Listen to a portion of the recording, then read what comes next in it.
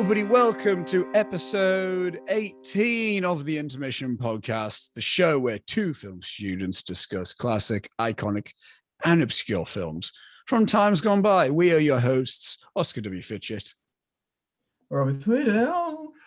Hello, Robbie. Hello. I was literally I was on Spotify looking at the podcast right now whilst you said episode 18 and you were unsure of yourself, or episode 17 or whatever it is. It's 18. Yes, 18. Yeah. And it is 18. Yeah. Can confirm.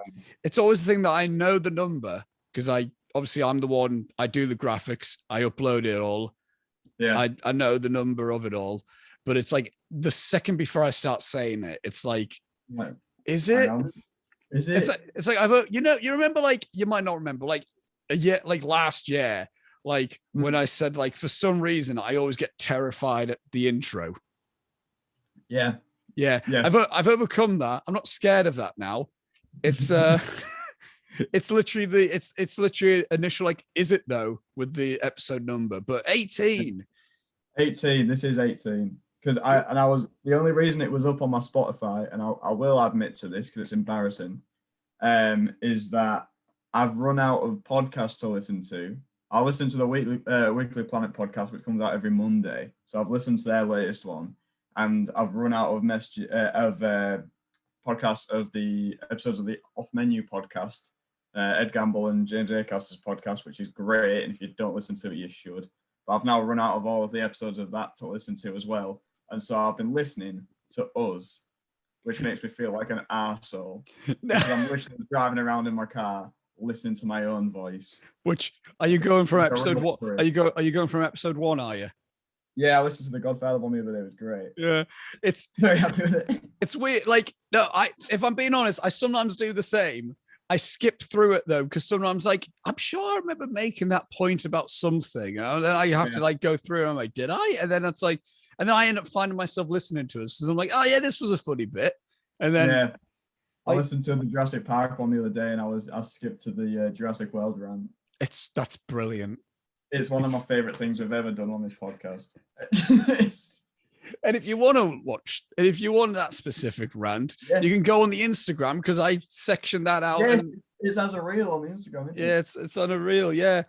Oh, God, fantastic. it's like, because the other day as well, I finally watched back of the Last Airbender highlight video that got blocked because I forgot about it. I was like, I remember this being really funny and actually really cool. And then to make myself more depressed, it had like 250 views, and it wasn't even up for like a full week, was it? It did really well. Yeah. I don't know why. I don't know why the algorithm seemed to make it go well or something, but we got away with it. Yeah. Look, I was talking to Lewis about that. Lewis went, I got pissed off for you. Because it was doing really well. I was very proud of that video. We got around it. We got around it with the coda commentary, at least, though. We did, yeah. But yeah. God damn you, Paramount bitches. We got around you that time, and got you. But yeah, with that as well, a little bit of since we've talked about in the previous 2 episodes, Robbie, how did the charity football game go? It was great. It was one of the best days. Like, it was literally perfect. We won 5-1. Oh, nice. Greg scored a hat-trick, which is all I wanted. Danny's little brother scored 1, Joe, which the other team complained about, which I'm like, what? Come on, lads. Come on, guys. It's a charity football game. It was like, and it's like, little 16-year-old kid runs on and scores, and they're like, oh, what the fuck? It's like, come on, man. They were complaining because the keeper rolled the ball out and Joe intercepted it and then knocked it in. And they were like, oh, the ball, when the goalkeeper rolls it out, it has to touch the defender before it's live. And but the rule changed this season, so it's like, as soon as the goalkeeper rolls the ball out, it's a live ball, so it technically counted and all this kind of stuff. Right. And they were like arguing it with the ref and stuff, who was just Tom, by the way. So he was like, no, the rule changed this season, calm down, sort of thing. It's also like, why are you complaining? Come on, lads. But that was great. I mean, like, the bit of the pub later on was good. We had like a raffle and an auction and stuff. There was a DJ there. A DJ who I recognised, and I thought, where do I know him from? There was a documentary about him. It's called An Odd Soul. I don't know if anyone's seen it. It's on Amazon Prime.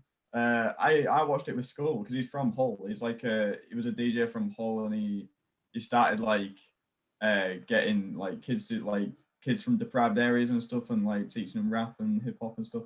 Really cool documentary. You should watch it if you haven't seen it. But yeah, he was there DJing. I had an absolute mare on the raffle because I had all my tickets like spread out across the table. There was so many. Me and Julia went mental with it. She won one, right? And then a ticket that was in my pile got read out, and I was like, holy shit, yes, come on. Picked it up, went up to the front. And they were like calling my name because it was taking me a while to get there. And they were calling the name that was back on the back of the ticket, which was Smith, right? And they were going, Smith. And I was like, oh, it's this ticket here. And they were like, oh, right, okay. And then said, you go to the table, pick a prize or whatever. And everyone was complaining. I'd be going, your last name's not Smith. What's going on there? Blah, blah, blah, blah. And I was like, my dad bought the tickets. I don't know. I don't know what he's done. Whatever. Got to the table, picked up a big box of big jar of sweets. There was like 300 and some sweets in there. Yeah, it's one of those ones. Yeah. Yeah. I was like, that's amazing. Took it back to the table, and Julia was like, I'll take that, thank you. And I was like, what do you mean? And she was like, did you not clock because her cousins and her uncle came that day? Their surname is Smith. Oh no. Their ticket got mixed up in mine. I hadn't even won. I got to have two of the sweets, and then they were taken away from me. I had to just sit there and look at them for the rest of the day, and I wasn't allowed them. So that was the low point of the day. But apart from that, it was great. We had a few drinks, and it was lovely. Excellent stuff. Excellent stuff. Good day. Thanks to everyone who came down. I don't know if anybody will be listening. I don't imagine they will. But Christ, that sun's bright. Oh my God.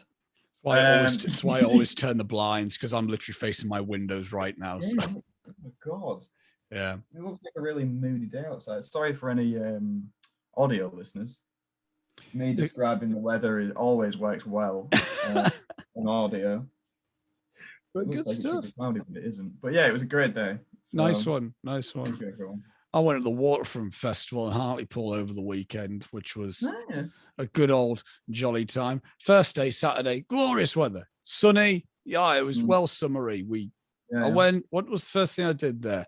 Can't remember. Sat down on some deck chairs because there was loads of them kicking about. Ended up having to carry some because there wasn't that many kicking about to wear. So it looked like I was from Blackpool, just walking around, just carrying a deck chair. Got to see a Fleetwood Mac tribute band. They did the entirety of Rumours. That closed the first night out. Fun time. Got to see a theatre-based company called Motion House. They did interpretive dance thing with this giant cage thing. I can't really explain it, but it was really cool. The second day, the Sunday, a little bit more miserable. It was windy and it came in and out of the rain. So I stuck it out through most of the day anyway. Still a decent time. The Future Heads played at the end of the night, closed it out, a post-punk band from Sunderland who I wasn't familiar with until that night, and that was a fun time. It was nice being out in that type of an atmosphere. Loads of things to do. Took me niece on the Sunday. She loved it. She well over the moon with it. And I went on the Saturday as well. I went to I got a drink at like a little, because they had like loads of little like portable because they had like an ice cream truck, and then they had some burger vans and stuff they had like, there was like a dessert van that did desserts and coffees. That's usually down seating, and then there was like a bar it was like a horse carrier type of thing. Oh, okay. But then out of it and stuff. Yeah. So then, waiting in line, bloke's like, oh, you're paying cash or card? I went, I can pay cash. I went, all right, then what do you want? I went, do you have Jack and Coke? He went, got no Jack, mate. So I was like, all right, what ciders do you have? And they listed all all the regular shit. And I was like, can I have a cup? Dark fruit. I got a cup. Nah, dark fruit. I'm getting a bit off dark fruits now. They're like, okay. So it's like, I don't know. I was close to getting Magnus, but I got a Copperberg mixed berries instead. And they were like, that'll be, I don't know, however much money they said. So then the only cash, yeah, probably. And then no, it wasn't, because then the only cash I had was a 20 quid note, by the way. Oh, so I got it out, and then the bloke was like, oh, wait, come on, man. I went, that's all I have, mate. Sorry. He's like, sorry. He went, I took it. And then it was like, he said something about like, don't worry about the 50p, or I didn't have 50p, or I don't know. So it was decent enough, but people do get miffed about 20 quid notes, you know, because I had the same on Sunday when I was at the pub after the football, because my dad was incredibly drunk. He'd had a few when we got to the pub, and he went, Rob, whatever I pull out of my pocket now, you can have for the rest of the night. Went into his back pocket, pulled out a 20 by accident, and went, fuck, like real aggressive. Was really upset with himself, but he was a man of his word, so he gave me it anyway. And I went to the bar and was like, just pint of ADVERT, please. And I gave him the 20, and they were like, oh, have you not got anything else? And I'm like, you've got a fucking till. Just because you can't be asked to do like the maths in your head, it's not my fault. Like, come on, calm it down.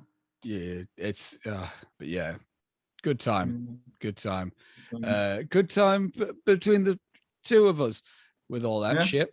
And also I want to throw it out there as well. Obviously the football game was a charity football game for Mind, and as I also said last week, I am keeping the donate to Mind link in the description below, both in YouTube and on all podcast platforms. So here at the Intermission, we're a big supporter of said charity. Go in there and donate if you want to, donate if you can, or all that stuff. I also want to say as well, while you're also in the description, because I always keep forgetting to mention this, and I feel like I should. We got time codes in the description. If you only want to know the length of the discussion, or if you want to know like, I want to just only get to when they read Letterboxd reviews, then time codes in the description. They're there as well. And also within this discussion, we talk spoilers. Unlike the very first 3 episodes where we're like, we'll do spoiler free, and then we'll go into spoiler. We cut the fat. Yeah. What was that about? Yeah, I don't know. Remember those days? Oh God. Yeah, I say we cut the fat. I feel like they got longer. Yeah, the longest one is way after that. It's 7 Samurai, isn't it? Which is it's probably longer than the film. No, we don't quite get longer than 7 Samurai. It's like 3 hours and 5 minutes. 7 Samurai is like 3 hours 20. We're okay there. Okay, we've got 15 minutes leeway. But I think the first time, it's like it was the conversation where we were like, we went longer than the film, and now that's just... well, like, these are so long. What are we doing? Why are we doing this? There might be some changes to that coming, but whatever. And also I want to say as well, another brief thing. Obviously last week we unintentionally we read out a DM on our on the Instagram account, and so I'll say, like, you know what, if you want to send in something, go ahead. It's at the Intermission Podcast on Instagram. It will get read out probably. We don't get a lot, believe it or not. No, but like, you know what, fuck it, why not? If you want to do that. Also, I was thinking about this earlier as well. God, I would love it if we had either a business manager or a social media manager. Oh, it'd be fantastic. Because that's the one thing that takes the time with this shit. It's like, I do the social media stuff. And also, I would love a business manager so we could at least have someone else organizing shit for us and be like, lads, this is what you're doing. He goes, cheers. Thank you. Cheers, mate. Thank you. So also, if you want to, if you're interested in such offer, any applications would be great. DM. It's an unpaid job because we don't get paid ourselves. So just, you have to love us. I can give you like a bag of Skittles a week or whatever. Yeah. You have to appreciate us. You have to like being around us, and that's the payment. We'll get you a drink. Yeah. I can buy you a cup of Bovril. Yeah. I'll get you a drink because I'm not Gary. And skimming through that story, it was me knocking my water into. I thought you'd got a roast bell. No, it's me knocking my it's me knocking my pint of water with my empty coffee mug. So good. So yeah, I've got some exciting news for the Intermission. For our listeners. This is the last episode where I'm not gonna have a microphone. Weren't we going to re-record? Yes, tomorrow, or was that in chat? Shit, are we recording tomorrow? Did you have plans for tomorrow? Yes. Never mind then. Oh dear. Oh dear me. What time tomorrow? I don't know. When Julia's finished work, I could do it in the morning. We could do it. We could do it. We'll discuss that afterwards because this isn't the point of the podcast. But if not, this might be the last time Robbie's using his internal microphone. So yes, I'm going to Hartlepool on Saturday, so I'm gonna get my microphone and I'm not gonna forget it. As the time you're listening to this, Robbie will already have his microphone. And yes. I'll be seeing Declan McKenna. Oh, very excited about it. And there was one other thing was that the last thing? I don't know. We discussed that later. We'll discuss after this. Spoiler warnings for you all, and we'll go into this specific discussion of the Intermission podcast, episode 18. And the film, Robbie, we are discussing today is the 1972 martial arts film, The Way of the Dragon, also known as Return of the Dragon, depending which version you're watching. The film is directed by Bruce Lee, written by Bruce Lee, starring Bruce Lee, but also stars Nora Miao, Paul Wei Ping-ao, Wang Chu-xin, Ti Chin, Tony Liu, Little Unicorn, Robert Chen, John T. Ben, Robert Wall, In Si Kwang, Melissa Longo, and Chuck Norris. The plot synopsis of the film, according to IMDb, is a man visits his relatives at their restaurant in Italy and has to help them defend against brutal gangsters harassing them. Accolades that the film holds is that it has an 86% on the tomato meter and an audience score of 86% on Rotten Tomatoes.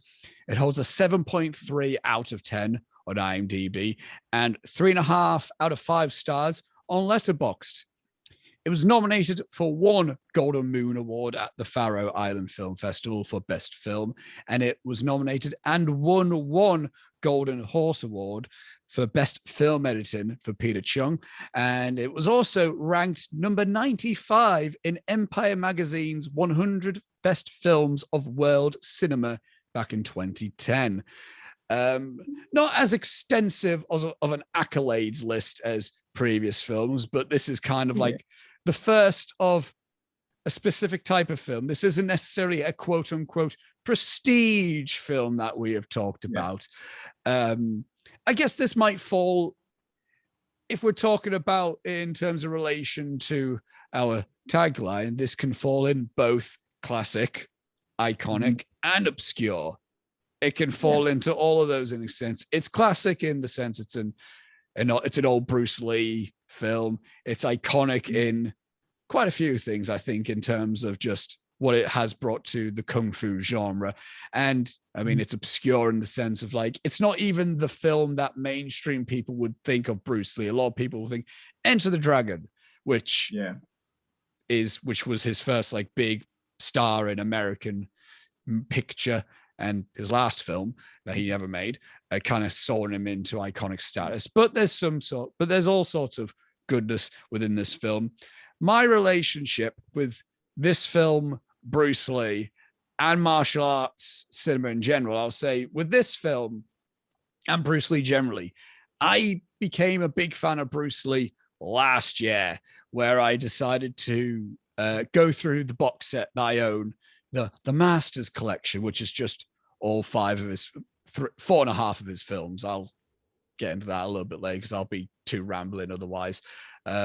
With it, I'll explain a little bit. I'll explain a little bit more later. But I just decided, I watched Enter the Dragon years ago, and I really liked it. But I thought I should really get into more Bruce Lee. And then so last year I decided I watched The Big Boss, I watched Fist of Fury, I watched The Way of the Dragon, and then I watched Enter the Dragon again and Game of Death.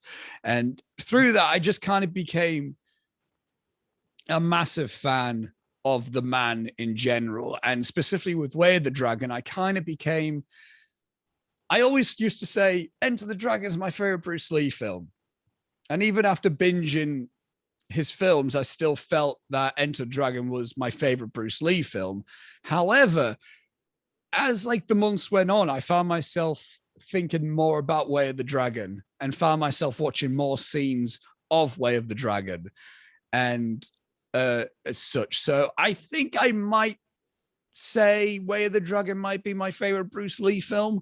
Although I do think I might need I want to kind of binge his films again, in all honesty, because they're a fun binge.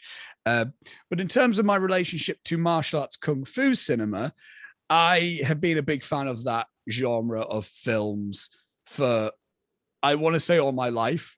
Although I would say within the past 5 years, I really started dipping my toe within the old school kung fu films as a whole. Growing up, we explained last week, I grew up watching anime. So I kind of have been, and obviously there's a lot of anime like Dragon Ball Z that there's a lot of martial art aspect in those things. Last Airbender is my favorite show of all time. That's arguably, you could easily put that as a martial arts series. I grew up watching the Jackie Chan adventures, and thus I became a big fan of Jackie Chan. So I kind of grew up loving Jackie Chan, even though I didn't see a lot of his old films until more recently.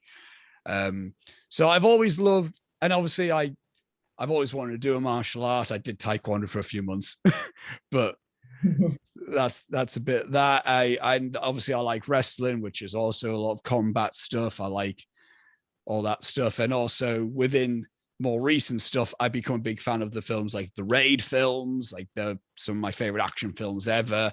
I got really into Shaw Brothers stuff like Crippin' Avengers and the Five Venoms, and I can name so many daft kung fu films that I've watched over the years. But in fact, as much as I've been a big fan of kung fu martial arts cinema, it's only been since last year that I've kind of been a big Bruce Lee fan, and I've seen all sorts of influences the man has held. So that's my long abridged version of my relationship to Bruce Lee, this film, and martial arts cinema as a whole. Robbie, what is your relationship to this film, Bruce Lee, and martial arts cinema?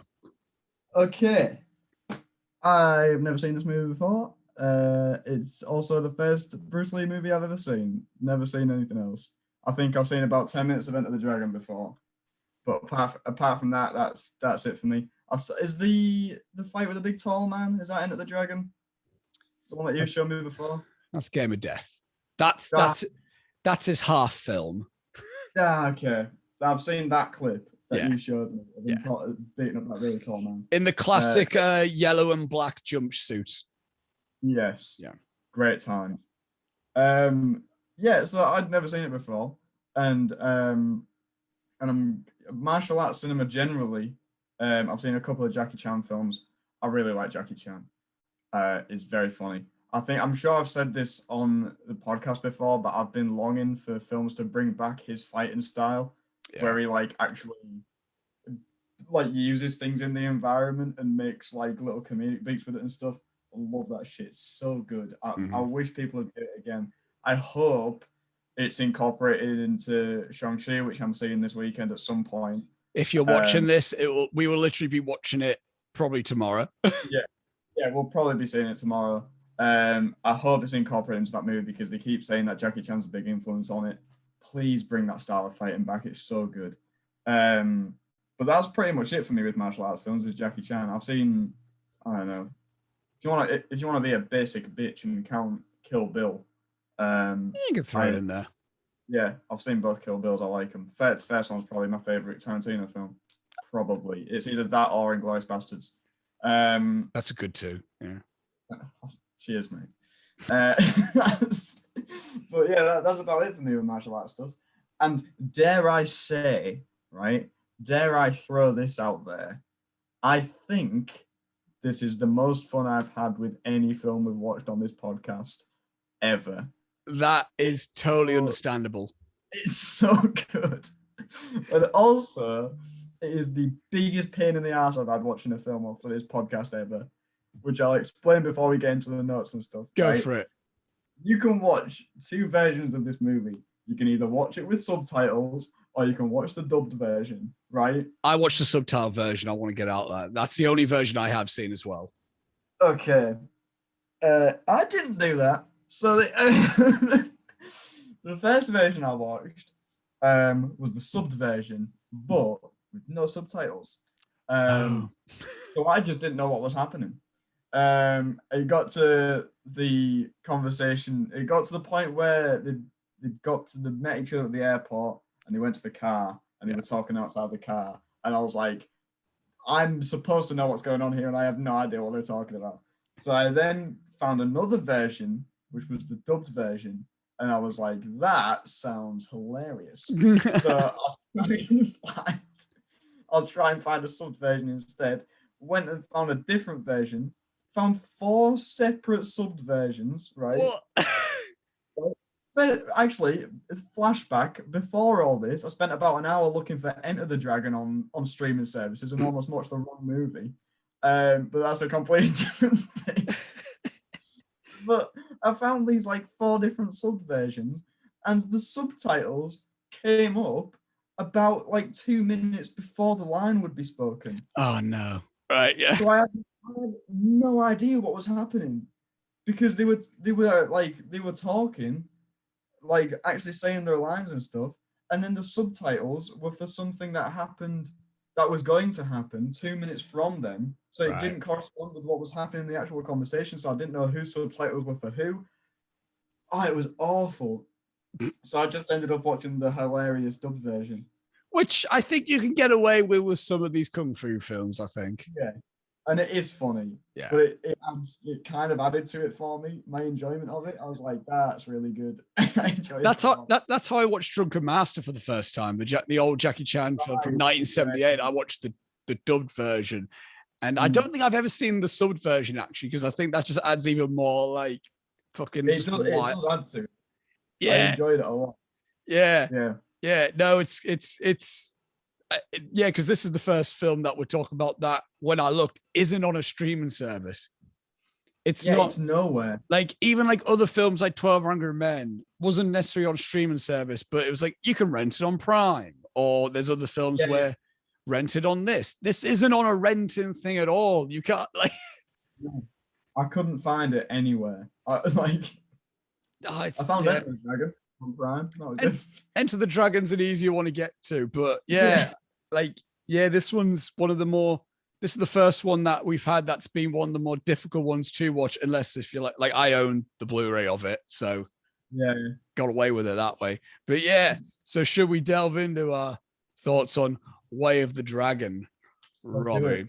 The first note I've got the opening credits including accolades of the cast, including like Chuck Norris it says Chuck Norris, 7-time karate champion. I've got that written down because I wrote, did Chuck Norris demand that credit? It's like, it might as well just come up and be like, fucking legend Chuck Norris.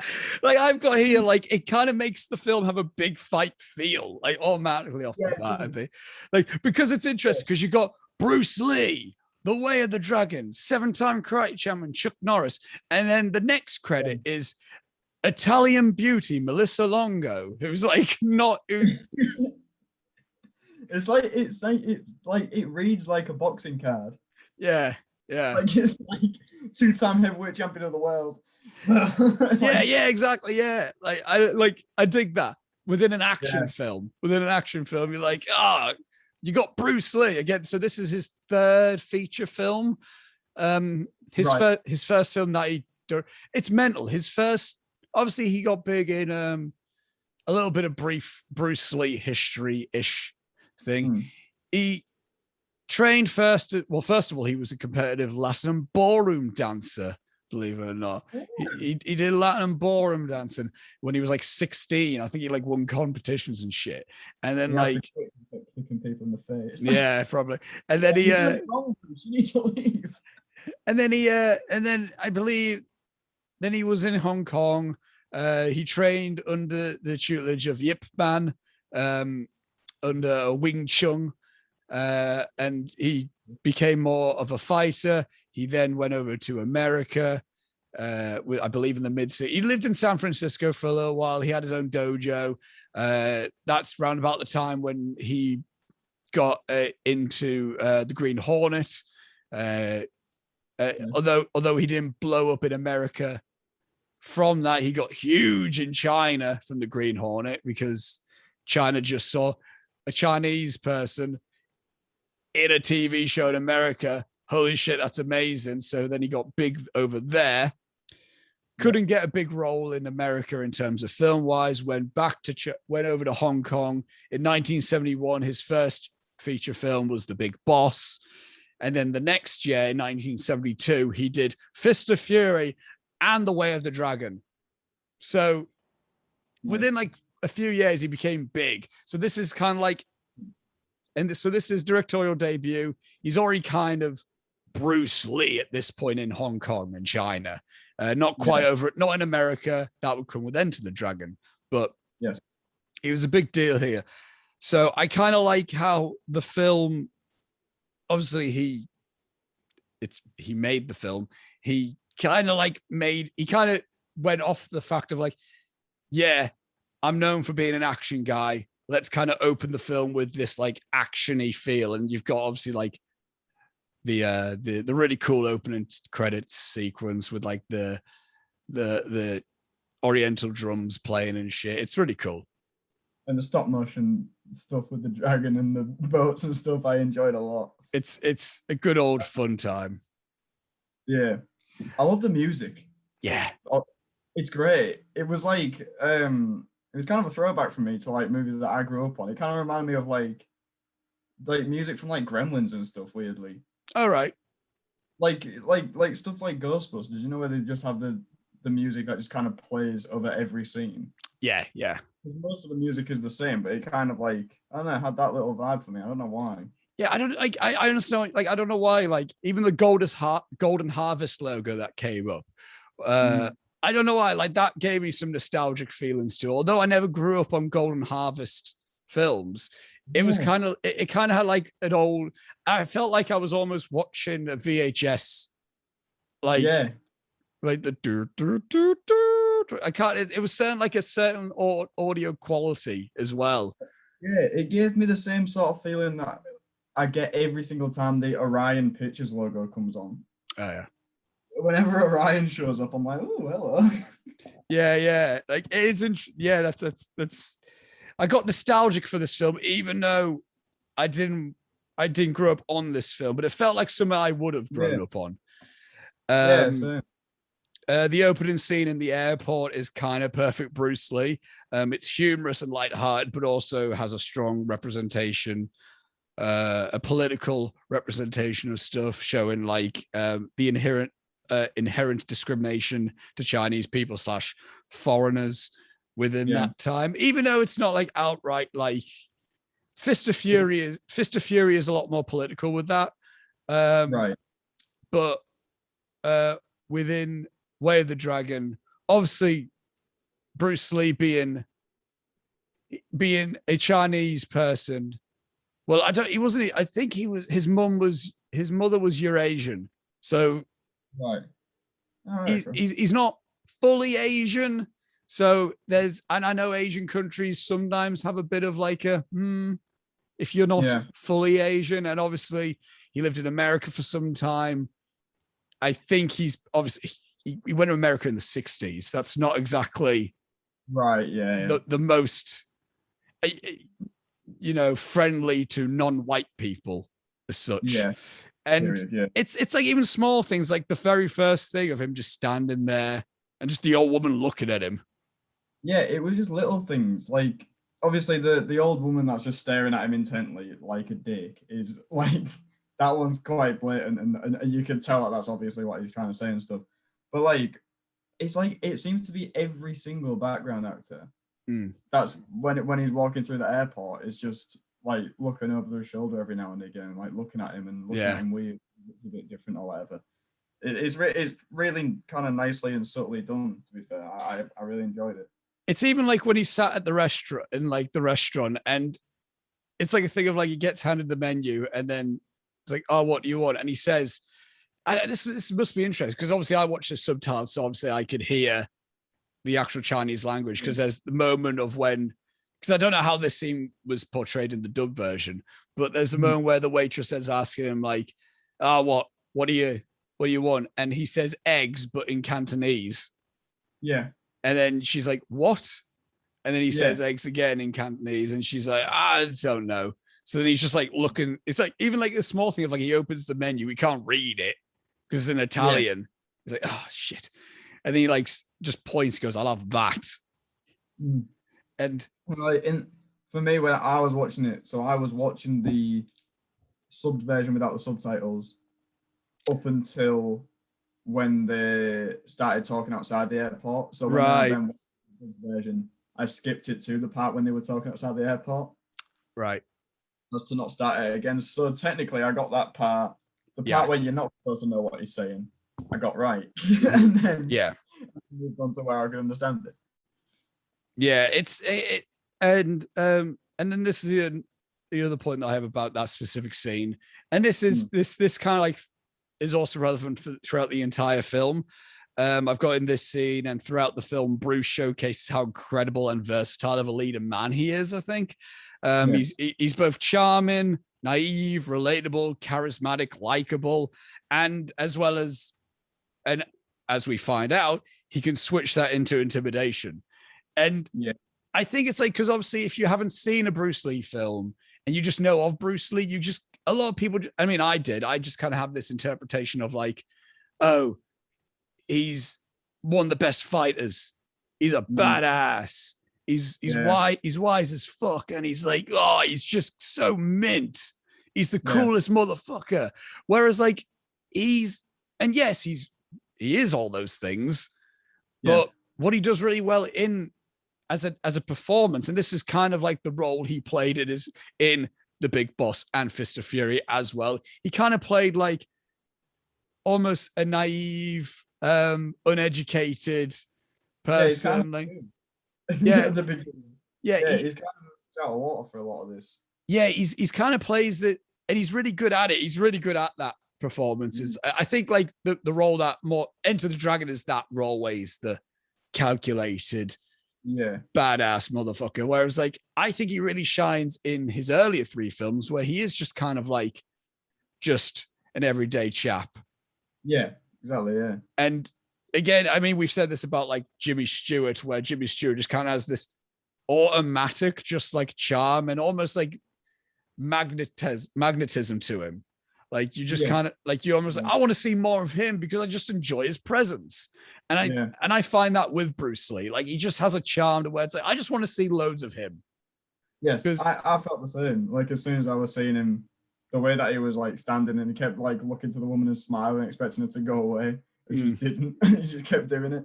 Like stuff like that. I really enjoyed it. I did write down one thing about that scene. The bit with the ice cream. What? Yes. Is that like I got unlike Spirited Away, this food scene is not increasing my appetite. No, like I understand that he can't speak Italian, so he can't ask the kid, where did you get the ice cream? But he seems to just be like, can I eat your ice cream? But he does it in the weirdest way. He just goes like that. I don't know. I took that as if like he just, I don't know. It's a weird little scene. There's a lot of scenes. There's a lot of moments in this film that are like, what the fuck was that about? But but I don't know why. I just kind of took that. I was like, I'm just going to scare this kid. Like, that's how I took it. Right, okay, fair enough. Because I took it as, give me your ice cream. Because he just kind of shoves his fist into his mouth. As if to be like, ice cream, give me it. Eat, please. Like, and the kid's like, what the fuck? Get away from me. No, it's... Yeah, exactly, yeah. And... yeah, I think that's just like a really good way to just set up this film. And it's not a way that people would think of like, oh, we're going to do an action film. And this will be a theme that I will talk about throughout this episode. A lot of people just can't, like, a lot of films do this where it's like, right, we've got an action film. What are we going to start this with? an action scene, which Yeah. I'm not saying that's a bad thing. John Wick's done it before, and I love when that does it. The Raid films does it. Beginning of chapter 3. Oh yeah, Oh. yeah, it's good. Oh. The Korean film The Villainess starts off with a point of view action scene, which is incredible. It's one of my favorite openings to any action film ever. So I'm a sucker for a good opening action scene. But I think it's just kind of nice to almost like, I don't know, because Bruce Lee as this is his least violent film as well, in terms of, because if you watch, again, I'm saying The Big Boss, his first film, that would be more fitted in the grindhouse thing. There's a lot of knife stabbings, there's a lot of blood squirts, there's a lot of squibs and stuff like that. He kind of switches that out with the humor within this film. And I think Bruce Lee he changed violence and put comedy in this film. He tried to make this a bit more accessible, I assume, for like, I guess, younger viewers, although there is one specific scene which is like, well, I can't show my niece that. But I kind of like how like the film just starts of us getting to know our hero. Yeah. Like as he is. So like see what he's like, see situations. Yeah, no, and that leads on to me saying like fish out of water stories can be worn out, but with this, I don't mind, since it is a relatable situation, like going to a foreign country for the first time. Yes. Because fish out of water stories, man, they can be like, I never want to see another superhero film where they're a fish out of water. Don't do it. Just don't do it. I never want to see this god or an alien like thing or whatever come down to Earth, and they spend like the most of the film be like, what is this? What is, like the classic being the Thor thing where it's like, I like this beverage, give me more. It's like, all right, I get it. Take that, Kenneth Branagh. Yeah, your first Thor movie sucks. Well, your only Thor movie. Yeah. And I didn't see Captain Marvel, but I did hear that was necessarily great. Yeah, there's a lot of that in Captain. Wonder Woman was one where it was a bit old for me. Yeah, I got it. Like, I'm sick of it, but I'm fine. But this shit's okay. This one's okay. Purely because it's not like Bruce Lee is this god from another realm and then he finds himself in Italy. It's kind of linked in with the whole commentary of being like a man in a foreign country sort of thing. Yeah. You know, and getting looked at weird because he does things a little bit differently because he's not adapted to the culture sort of thing. And he's not an idiot. Like, it's not like it's not like they portray it like, oh, what is this? And then he, I don't know, bathes in the fountain. Yeah, exactly. Or some shit like that, where it's like, what are you doing? Yeah. Like, it's, again, little things like he can't speak the language. Yeah. He looks different to other people there. Even like a small thing, he uses the toilet differently. Like, he accidentally ends up with a prostitute at one point. So funny. So funny. That was weird, wasn't it? Yeah, it's so funny. But like, it's, or like little things as well. Like, he's a little bit standoffish with the bank manager. Yeah. Because obviously the Asian culture is more so quite like, you don't make contact with it. Even before the pandemic, you wouldn't offer your hand out for a handshake. That's why they bow a lot still. Yeah. So unless if you really know them well, you don't just immediately go like, "Oh, you doing?" It's so. And then like, even when Chen is trying to say people are warm here, it's like little things like that. I don't know. Like, it's like, it works for a fish out of water because, again, it's a thing that, I mean, if we went to a different culture, we would find ourselves a bit like, oh, what's it like here? As opposed to, you know, him just being an idiot. Like doing stuff for a bit. Yeah. And this was a note that I wrote down as they were driving back from the airport, and Chen is basically explaining the concept of the plot with it. Yes. And everything you need is just done in that one car drive. And I love a good mindfuck of a film, but I also love plot simplicity such as this. Yes. So nice. Like, everything makes sense as well. Yeah. And it's just Yeah. like, okay, Tang Lung, Bruce Lee, has been sent by his uncle, Yeah. to go to his cousin in Italy because they're having trouble with a restaurant. Mm-hmm. And because the restaurant, there's a gang who want this restaurant. Yeah, that's pretty much it. And that's all I need. I know, and I was so happy about it. It was such a lovely, like, palate cleanser for this podcast. Yes. Because we're always like watching these big old long iconic, movies that you've got to like think about the deeper meaning and think about what things mean and what things might symbolize or whatever. And it's just like, no, there's some gangsters. They're coming after a restaurant. Please beat them up for us. And that's the movie. And that's it. It's all I needed. I was like, yes. And it's things like this that I just like, I'm a sucker for them. And we don't have stuff like this anymore. I don't think. Like, it's like just as simple as this. Because then, I don't know, like, it might be because it's very much so this film is kind of perfect timing in the sense, like, of when it came out and the genre it is in this time period. Because I think if any other film tried to do this specific plot with this type of feeling, they would just be like, oh, so you're trying to be 70s kung fu. Exactly.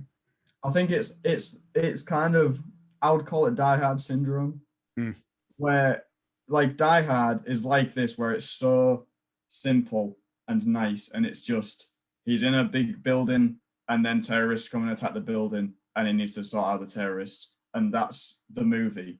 Where like, so then now every movie that's trying to build on the success of Die Hard's had to be, it's Die Hard but this. My favorite example, which has only recently come out, have you heard about the Red Sky? Have you heard about Red Sky? I have not. Oh my god, it's Die Hard, but it's on a plane and the John McClane character is a vampire. That's a lot of things that don't need to happen. It's incredible. It's the greatest thing you'll ever see. I guess the closest thing we can say to our generation would be John Wick, in the sense of like, hitman has a dog, dog gets killed, goes out for revenge. Goes out. Yeah. And now, like, even like the film Nobody with Bob Odenkirk that was written by the guy who did John Wick, but even then that's like, oh, so it's just John Wick but different. Yes. So like, I think that's the closest thing that I think of an action. I don't mean the sequels, because the sequels get more complicated. I love them, but if one about simplicity in action films, the first John Wick is kind of that. Yeah, I love those movies, but I have no idea what the hell the world that they live in is. Is everyone a hitman? Does everyone have those weird gold pirate coins? Who knows? I'm fine with it, but yes, I don't get it. But it's nice for like a film just to watch again. We've talked about so many. I mean, we've went into depth with like films like the Godfather films, and we've talked about Citizen Kane, and even this season, we talked about Vertigo and breaking it all down. It's just nice to just kind of watch a film, and just be like, I know exactly what's happening, and I don't need to try to look any further into it. Yeah. I got The Apartment of Miss Cheng, filled with the psychedelic colors of Western 1970s. It is a beautiful contrast to the washed out colors of traditional China that Tang Lung is used to. Lovely bit of mise en scène in there. Didn't even think about it. Yeah, again, it's a little small thing, because again, like, obviously Tang Lung is wearing just a blue,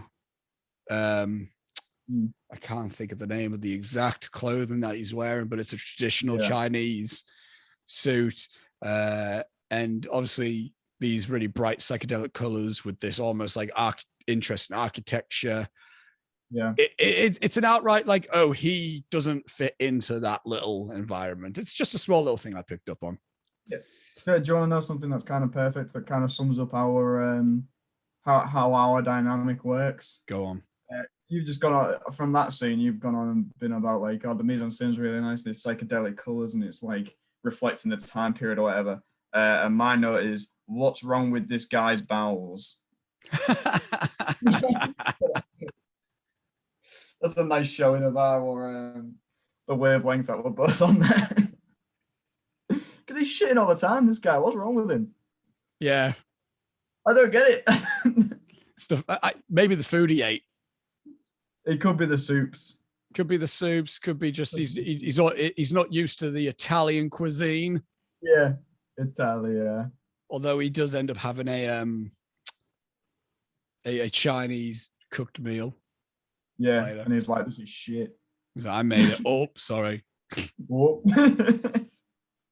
That's another thing. That's another thing I really like about Bruce Lee. Is like through his films, yeah, he's tied with China and Hong Kong cinema, but at least his 3 Hong Kong films that I made before Enter the Dragon, none of them are strictly based within China as a whole. The Big Boss takes place in Thailand, which it's a similar type of plot to this, where like, oh, Bruce Lee gets sent from China to help out some people.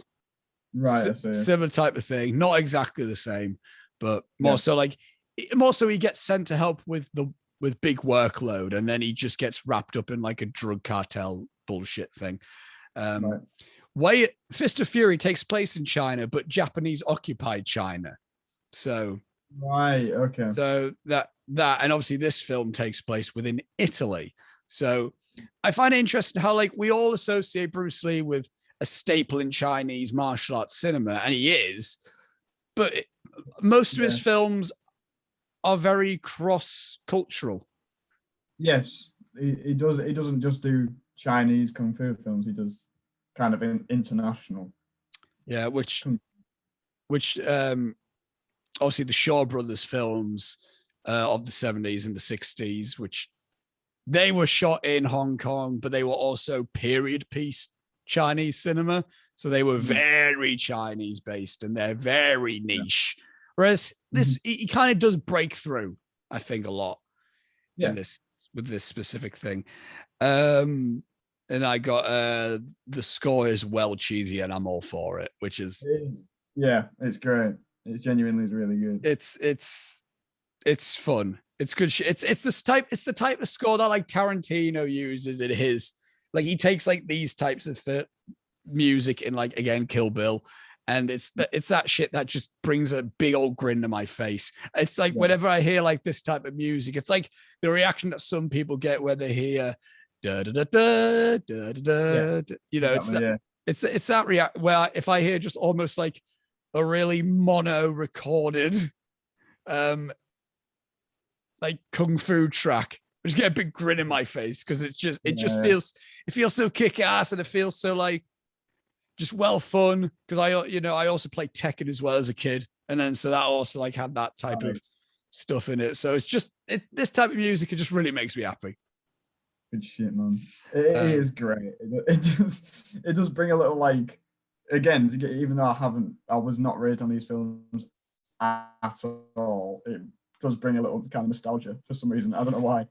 I think it is the record quality of it. I think I've let like it's that almost like muffled speaker sound almost. There's a little crackle to it. Yeah. Yeah. I know what I mean. The little imperfection of it all. Yeah. 20 minutes in, I like how we get hints of Tang Lung's fighting background with him saying he trains every day, and then him shadowboxing in the mirror without a fight scene taking place, which I will say this now, and we will get to it later. The first 30 minutes, this is like an hour and 35-minute film-ish. Yeah. It's about that. The first 30 minutes, there's no fight scenes. No, there's nothing. But it kind of hypes you up. Yeah. Weirdly. And again, in this time, as I said, he's shadowboxing in the mirror where he's been taken to the apartment of that Italian prostitute, I assume prostitute, which again, just of course like I think we've discussed this I think we said this like in Some Like It Hot, where like I love comic scenarios where just our main character just happens to find themselves in a situation. Yeah. Completely by accident. He didn't realize what was happening at all. Yeah, he was just like, oh, I'm meant to be nice to people. I guess this is what I'm meant to do. Yeah. Okay.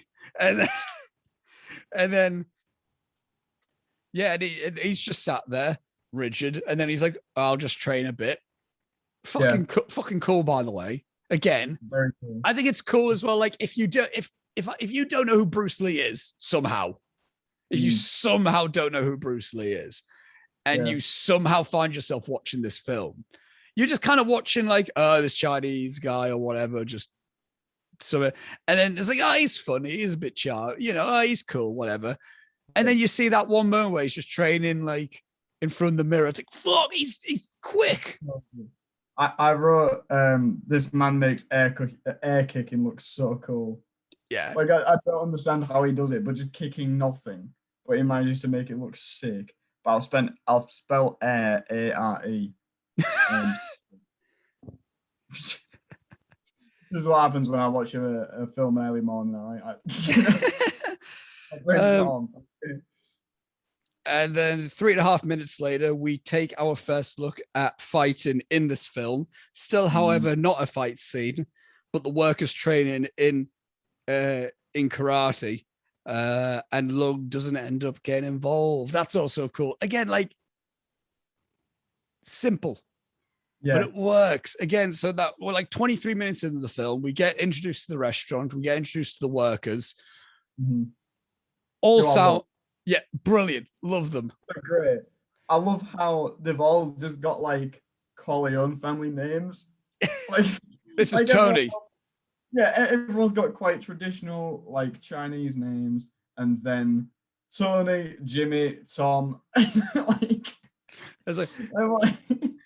and then the last one, I don't have a Chinese name. I don't have an English name, because that's obviously like a thing.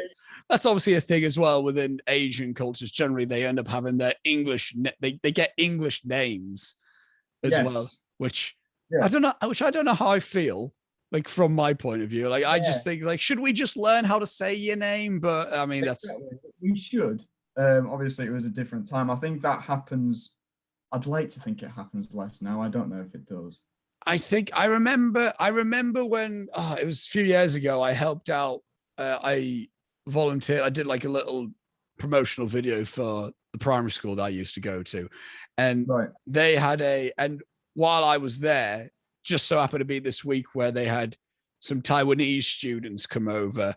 As like, I think they had like a partnership with the school in Taiwan or something. So then, but I think like, so this would have been 2014, and I think, and all of them had English given names. Really? Which it might just be a normal thing. They might be okay with it. They might be like, it's just whatever. But I just felt like we wouldn't be like, well, this is my Korean name. Yes. It's, I don't know. But again, it's an interesting little piece of tidbit history, I think, within that.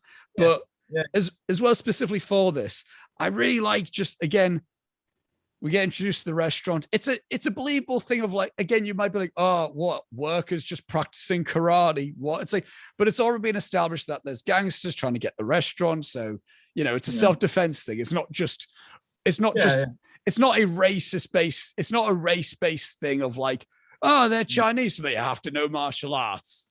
Like, no, they're training because they've been harassed by these gangsters for weeks on end. I also find it very amusing how all of them are just like, yeah, we'll just all get black belts. They're all not. Yeah, they've all got black belts, which I don't think is accurate.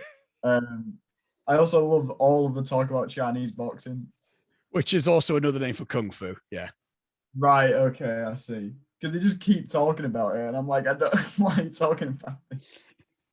Kung fu, obviously, which I only learned this again last year since I got more into Bruce Lee. Obviously, martial arts is obviously, you've got loads of different types of martial arts. It's an umbrella term.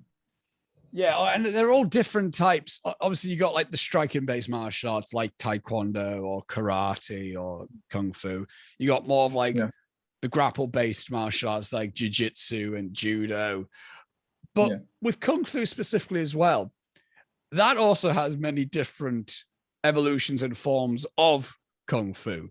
Because Yip Man, who trained Bruce Lee, if you know that name, Donnie Yen played him in 4 films. All that stuff. I haven't seen those. I need to see them. They're all on, aren't they? I haven't seen the fourth one yet, but the first one, man. Oh, it's a really good one. Oh, okay, cool. It's the one that made me fall in love with Donnie Yen. Right. And obviously Yip Man, he kind of evolved his style to be in a form called Wing Chun. And then that's the martial art that Bruce Lee learned. And then when Bruce Lee went on to form his own dojo, he Jeet Kune Do, I believe is the name of the former Bruce Lee. And I think that's kind of like an amalgamation of Kung Fu, but also many other different types of martial arts. So you could also say Bruce Lee kind of was the first mixed martial artist in that sense, because that's kind of what he did with Jeet Kune Do. But that's really interesting. But yeah, I find it, again, it's cool how they just, again, they're getting ready. They hold the pads up. There's that one dude who's just, I don't know what that, did you notice it? There's like a one kick pad, like obviously the one big one that one dude's holding, where it's like a big giant pillow thing.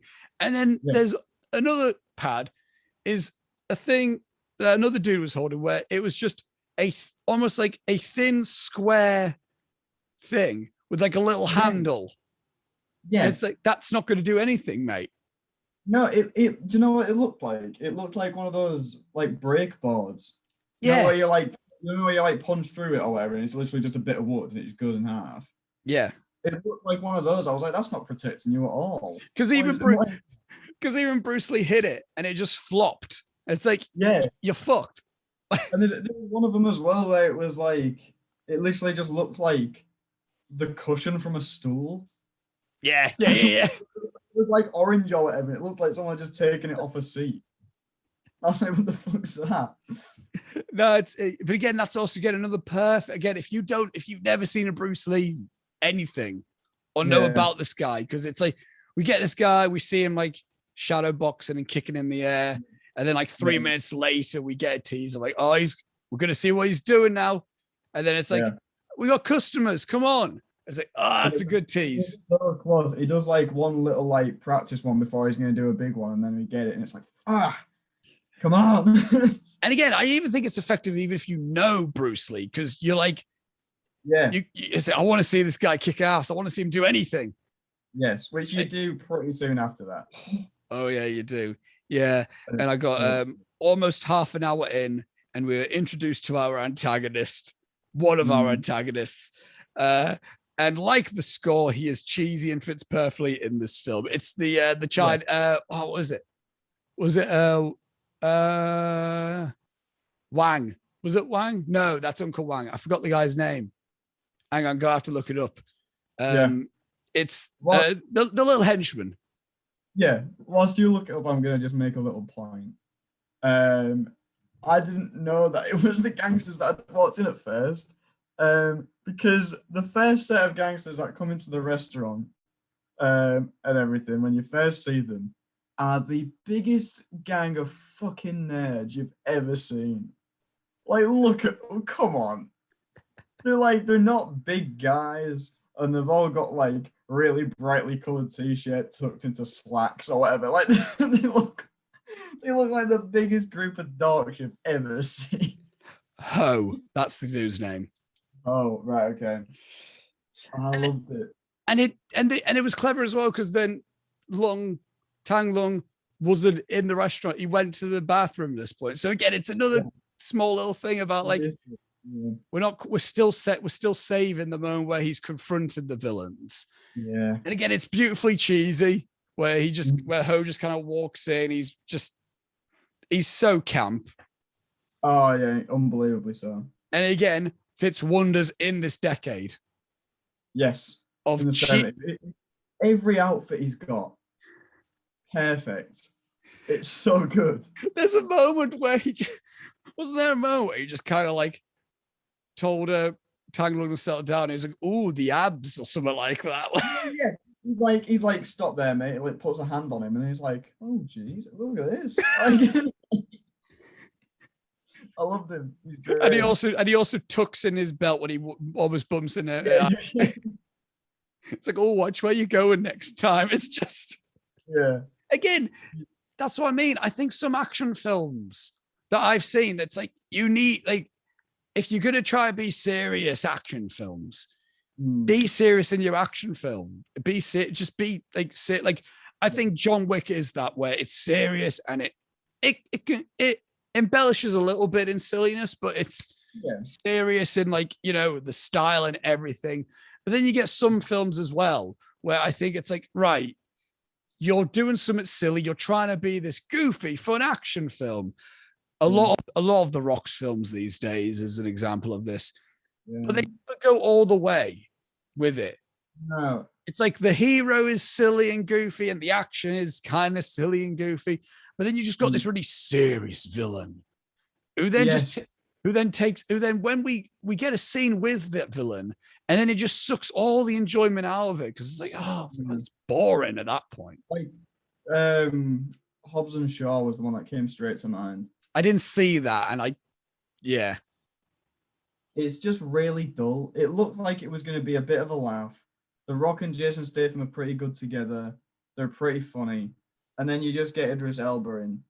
And I love Idris Elba. And to be fair, he's good with what he's given. But like you said, he plays it very seriously to a point where it's like, but this isn't that fun anymore. Yeah. They're trying to be like, the world's at stake here and it's the end of the world or whatever. I thought we were just having some silly fun. And that's what, because like some older Bond films also fall in this trap where where it's like Roger Moore's does. It's like, it's the end of the world and I'm the big bad guy. It's like, again, I love how it's like, this is a film where it's like gangsters are trying to get a restaurant.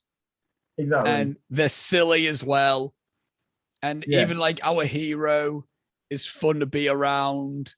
Like, he's not a drag, and all the supporting characters are like either fun and likable as well. Like, there's not one element of this, like, there's not one character in this film, I don't think, that doesn't do their role perfectly to where you feel where you're feeling like you're having a fun time with it. Like there's that one character who's like the #1 Tang Long fan. Yes. Who's like, see, he's a Chinese boxer, not like karate, you wankers. Yeah, he's great. I love him. But the movie does a really good job of making you like all of those guys. Like all the guys that work at the restaurant. When 2 of them die near the end, I was like, what the fuck? Yeah. Which I have a thing to say about that, because that's the only time in the movie I was like, what? Talk about that. There's a film called, I'm not sure if you've seen it. I don't think you have, because I think we briefly talked about it. It's The Night Comes for Us, which is on Netflix. Okay. It's a bunch of the guys from the Raid films, but it's not the same director as the Raid. And that's what I got obsessed with that film. That was like that came out in 2018. And I think I've discussed it with you. 2018 wasn't the strongest year for me with film. But that was like the film I became obsessed with.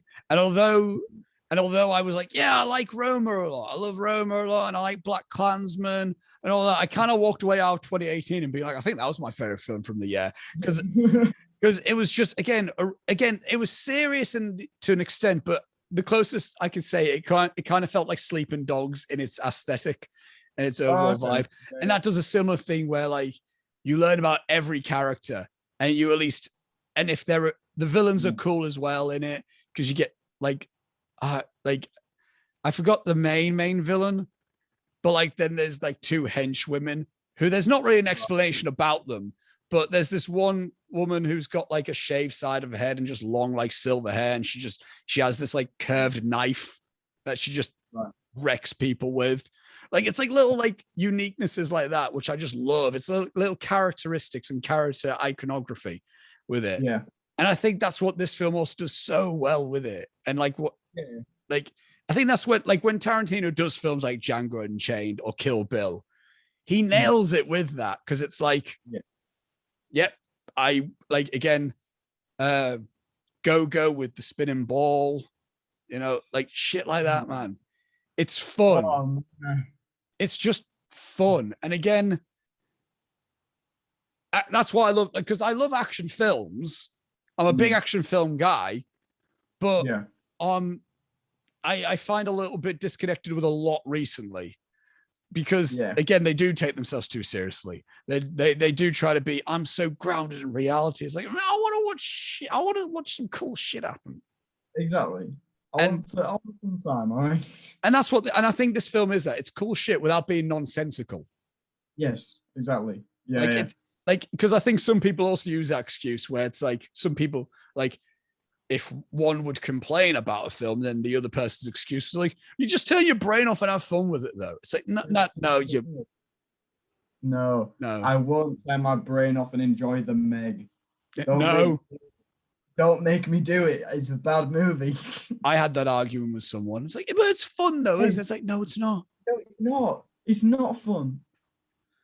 Just don't think about it. It's like, why would I just like go? Why would I become a vegetable for 2 hours? Exactly. Stupid. God. It is. And then I've got 32 minutes and we get our first fight scene. And for the first act, we've spent time getting to know Tang Long and why he's in Italy before we see him as an action hero. When he does fight, we now root for him. Yes.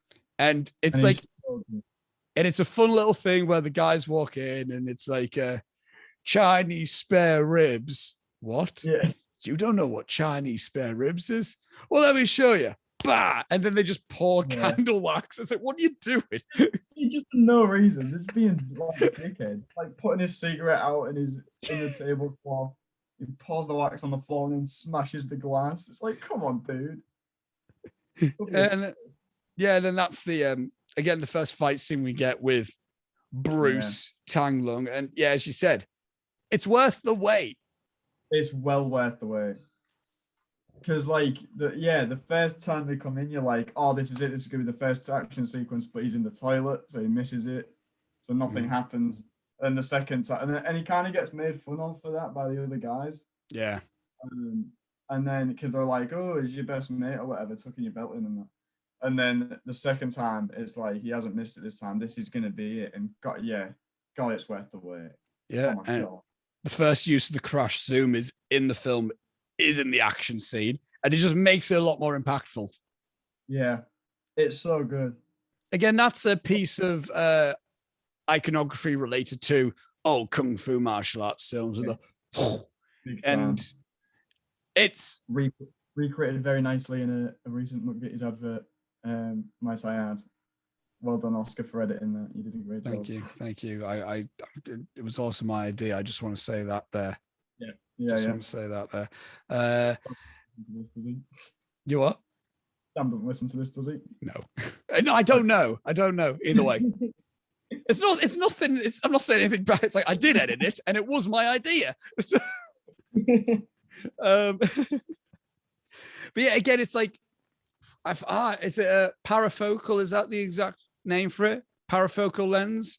Because obviously, this is why. Because as we said, I edited a kung fu based McVITIE'S advert where it was like based around specifically the way the dragon fight scene with Bruce and Chuck Norris. Yes. And so I did a lot of research within the crash zoom effect. And obviously the cameras that we did have, the film cameras, we had to use prime lenses. People who are unaware of what that is, a prime lens is a fixed focal length, meaning you can't zoom it. So, and also within a zoom, another thing with a focal length is you need to set the focal length. And if you zoom it in, you need to reset the focal length because you've just changed the distance of the zoom. Yeah. So if you think about it, how if it was a normal lens, all someone would have to whip the zoom and whip the focus at the exact same point, which can be done. However, there were parafocal, I believe is the name, and parafocal lenses where you set the focal length and it stays that no matter how you zoom it. So I believe the kung fu films did use that because obviously these were low budget films. They weren't high in numbers. So I wouldn't be surprised if maybe they couldn't have a focus puller within these types of films. So just parafocal lenses were just had to be had. Yes. Which I don't think they're not so much a thing now, are they, parafocal lenses? No, they're very like Oh, they're a Yeah, relic. often, yeah. So what? You just set the focal length for that guy that is so far away, and then if you zoom in, it doesn't. It just keeps it fixed on that guy. Yeah, All right, cool. kind of I like genuinely don't know anything about that, so that's like fine. I think it's more so like the focal length just like the focus point just moves with the focal length. Right. So Okay. it's not necessarily fixed on Bruce Lee. It's just fixed on like that. It's fixed on that distance, Yes. basically. Yeah. Okay. Cool. From my That's quite understanding. Yeah. brilliant. And yeah, you gotta love a good crash zoom in these films. Oh, They shouldn't be in every film. They shouldn't be. no. But obviously, with a film like this, and of course, Tarantino's kind of adopted them into being his own style almost modern day. When used correctly, they work in a genre.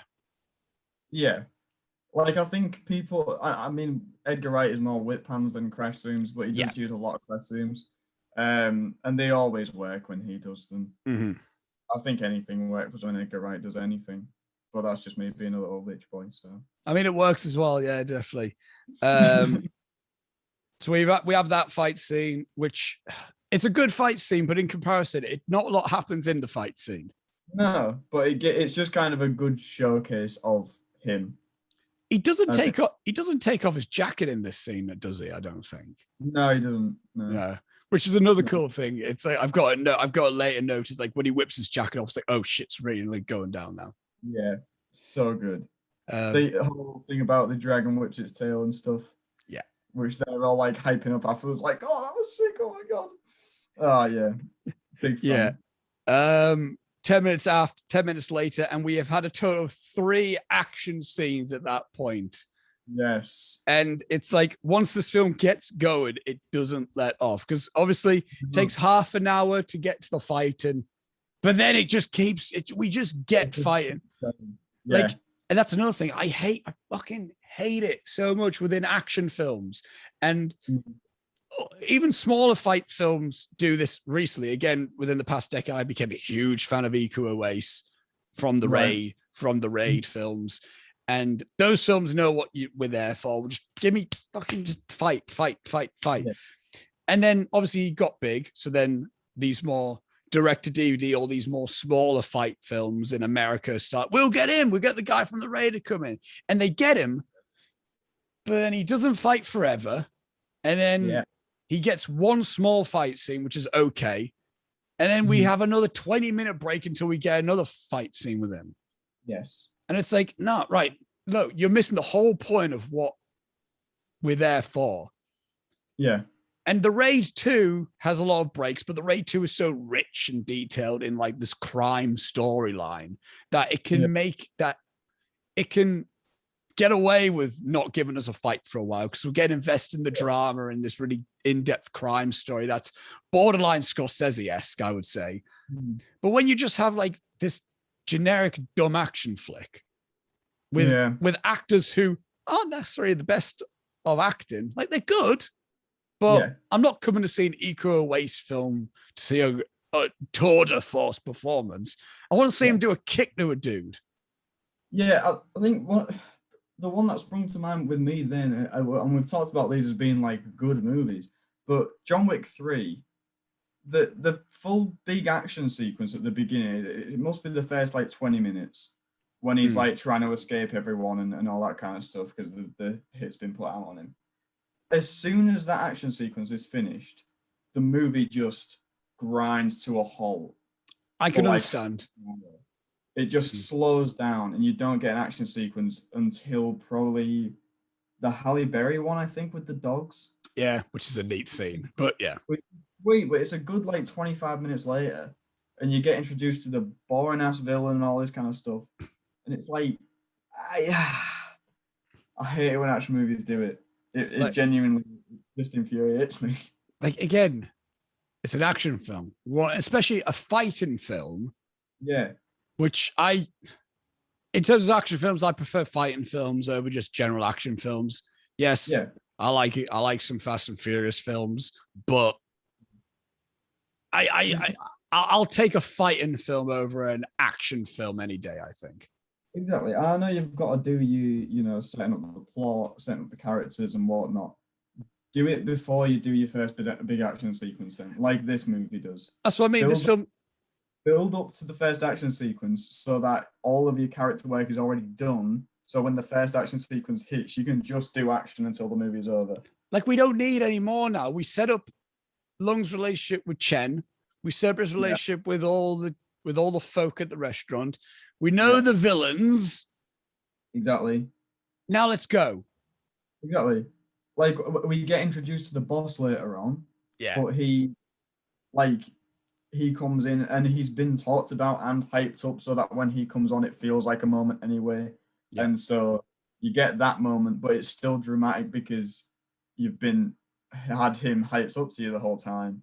Mm-hmm. So it doesn't feel like the movie's slowing down. It feels like, oh, here he is. Let's go. Let's see what happens here. And then there's another fight. So it's like, yeah, exactly. Like all we need. It's like Lung beats up some guys. Okay, the guys run off, and now and then it's like, so what's going to be the motivation for the next fight? They want to get back at him. Yeah, they want revenge. Okay, cool. It's simple. And then it's like, and then he fights them off again. Yeah, and then there's a guy in the apartment or whatever. And then then it's like, now we need to do something more. And then we get like an assassin, and then we get more shit. Like, it's just, I don't need more story plot, like side plots than anything. It's not like Bruce. It's not like Lung gets a romantic interest who gets captured by the villains and then he has to fight for. Like, we don't need that. No. There was a line that I made a note about because it made me chuckle. This isn't it. Well, I say the line made me chuckle. The line didn't make me chuckle. I made myself laugh, basically. There's that bit where it's kind of pointless because it doesn't add to anything. But it's where he goes, could I get a gun here? Yeah. And she's like, yeah, anyone can get a gun here. It's fine. It's not a problem. And I just imagined him saying, it'd just save all that kicking shit. Like, martial arts, he'd rather just go and get a gun and just shoot everyone and the movie's over. Like Raiders style, Raiders of the Lost Ark style.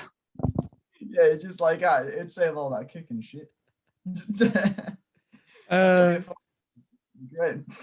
And on the topic of something funny, I find it funny how Lung just leaves the limp body of the henchman out in the hall of the apartment. Did he kill that guy? No, because he came back, didn't he? Oh, of course he did. Was he the guy with the sniper? Sniper, yeah. Right, okay.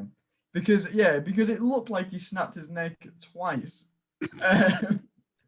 So I was like, is that guy dead? What are you doing? No, but I just love it how he just drags him and just leaves him out the front door. He goes, he won't come back again. It's like, so then he'll be all right. I mean, he didn't.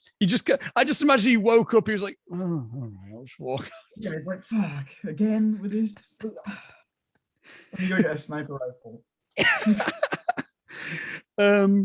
A bit over 40 minutes, and we get our main antagonist, who is introduced by spinning around in his office chair, holding a cigar and wearing sunglasses inside, instantly making an impression.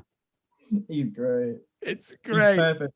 He gets like no character whatsoever, but he's hilarious. He's exactly what you need. That's what I mean. Again, he could have very well easily been generic bad guy. And to an extent he is, but he's almost surrounded by so many other interesting things. But he's also just so angry. Yeah, exactly. That's humorous. It's like having a mix between Kingpin and J. Jonah Jameson as your villain. Yeah, it's like, because it's like he's this big, like, oh, I'm so fucking I'm the bad guy, and I don't know what my job is, but I somehow have an office. Yeah. Never explained. It's never even explained why he wants the restaurant. And that's what I said. And then he's like, I love how badly this guy wants the restaurant. And that's the moment that dawned on me in this moment. It's like, we will get this restaurant from Wang. It's like, why? Why does he want it?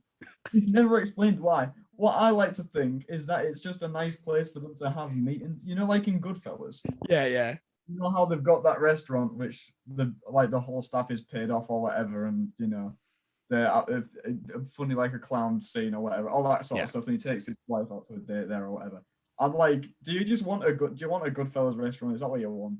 Is that the only reason you're doing this, is so that you can have your own little Goodfellas restaurant? Do you know what would have been funny if he was like the owner of like a Frankie and Benny's chain? He was like, I want that restaurant to be in my chain. He's playing the bloody founder of McDonald's. Yes. In that movie. He's playing him. He just wants to open a new McDonald's. That'd be brilliant. That's a hot spot in Italy as well. We need it. Yeah. Thing is, that would be a twist if this was done in the modern day, because it's undercutting the thing with a laugh. Yeah. Yeah. He wants it for a chain. And then the next scene right after that, I've got the scene with Bruce training on the balcony shirtless, is so impressive from a physicality point of view.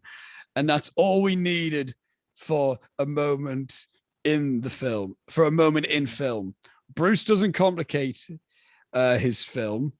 He knows what works and leaves it at that. All I want, like, that's all I need. Like, it's like, well, who? Tang Lung? No, it's like this one guy called Tang Lung. It's like, just one guy? What is he, like, how? And then it just cuts to, like, again, the music, like, and then just him, like, just showed his massive torso. Like, and then just, and it's like, all for leather on a balcony. Yeah, and it's like, that's all we need. We need. It's like, and again, as like Bruce, it's simple, and he knows that. It's not like this thing of like, it's like one guy, what else? It's not like he's hopping rooftops or chasing after a bank robber or anything as such. He's just doing some training. Not like he's doing like pull-ups off the edge of the balcony or something stupid. Yeah, it's like you're seeing him, the speed, again, his physical appearance. It's like, that's fucking just like, it's like cool. It's a cool fucking, like, just like, right. It's like, oh, Bruce Lee's a cool motherfucker. Yeah, just right he's there. Sweet. Yeah, awesome. Yeah, and again, it is just like we talked about, like in Vertigo, how like the I said how the Golden Gate Bridge scene is like, oh, it's just iconic, but I can't quite explain how it's so iconic. It's like that moment is also, it's just so iconic. Just again, Bruce Lee topless, black trousers, just on a balcony, just and I think that's actually my first memory of Bruce Lee. I've just thought there is in the Metro Center years ago. If anyone knows the Metro Center and was around within the 2000s, within this, they had their food court they had like almost like an international food court like thing, which was almost designed as if it was like an exterior place, and they didn't have chained restaurants. They just had like a Chinese restaurant, an Indian restaurant, an Italian restaurant, and or like another type of restaurant. And I think that's my earliest memory of knowing iconic film personalities or film moments, because there was like a restaurant where like a balcony where Marilyn Monroe was doing like the thing with the skirt and all that stuff. There was an Italian restaurant where they had like a mini from the Italian Job bursting out from the wall. They had like another restaurant where Harold Lloyd was holding off the clock thing, and a French restaurant, I assume French, with one of the Three Musketeers like climbing down the thing, and I assume it was a Chinese restaurant with Bruce Lee on a balcony doing a fly kick.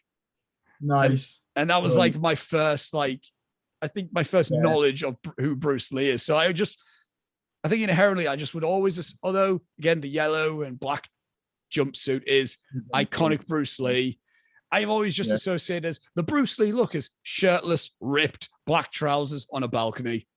It's from this film. And it's just, again, simple, but works. Because again, we didn't need a training montage. That's another thing. We didn't get like a training montage. No, there's no like Rocky training montage. He's just good. He's just good at it. Like, we saw him kick ass in a fight, many fights. Yeah. And then we just see him training again. It's like, oh, that's cool. That's all I need. I don't need him saving a cat from a tree. Yeah.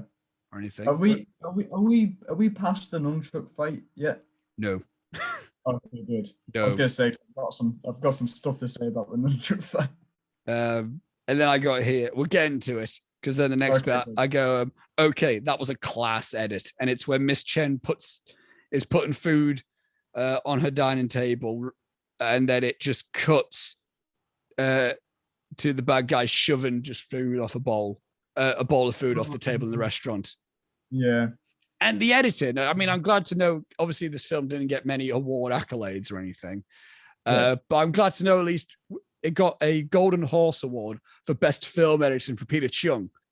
Yes. Because this film, obviously this isn't a film that is not traditionally where we can break it down more technically, although we still are, but it's not a traditional, it's not a traditional film in the sense of like, now we're going to talk about Citizen Kane and how intricate and all how revolutionary this filmmaking was.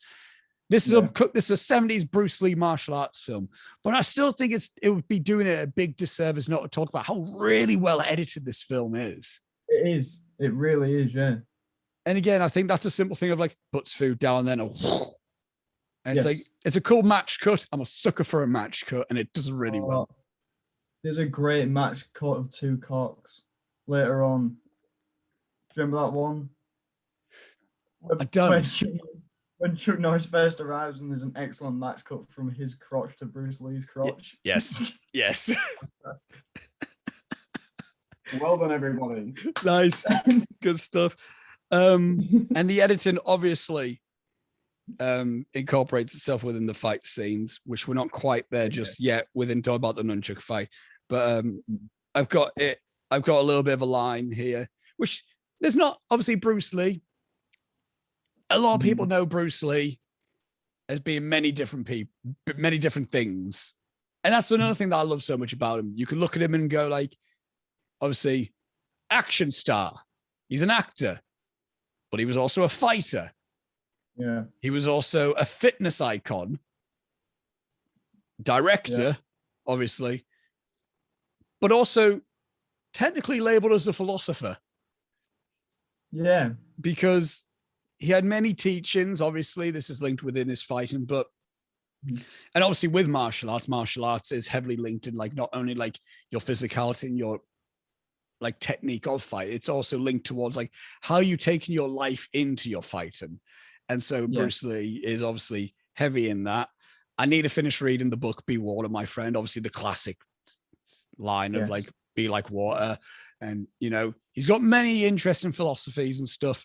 So it's no wonder that also as a screenwriter for this film, he can still have some interesting lines in it and interesting bits. Because the one specific one I've got is when they are at the Colosseum, or they're at like the where him and Chen are at the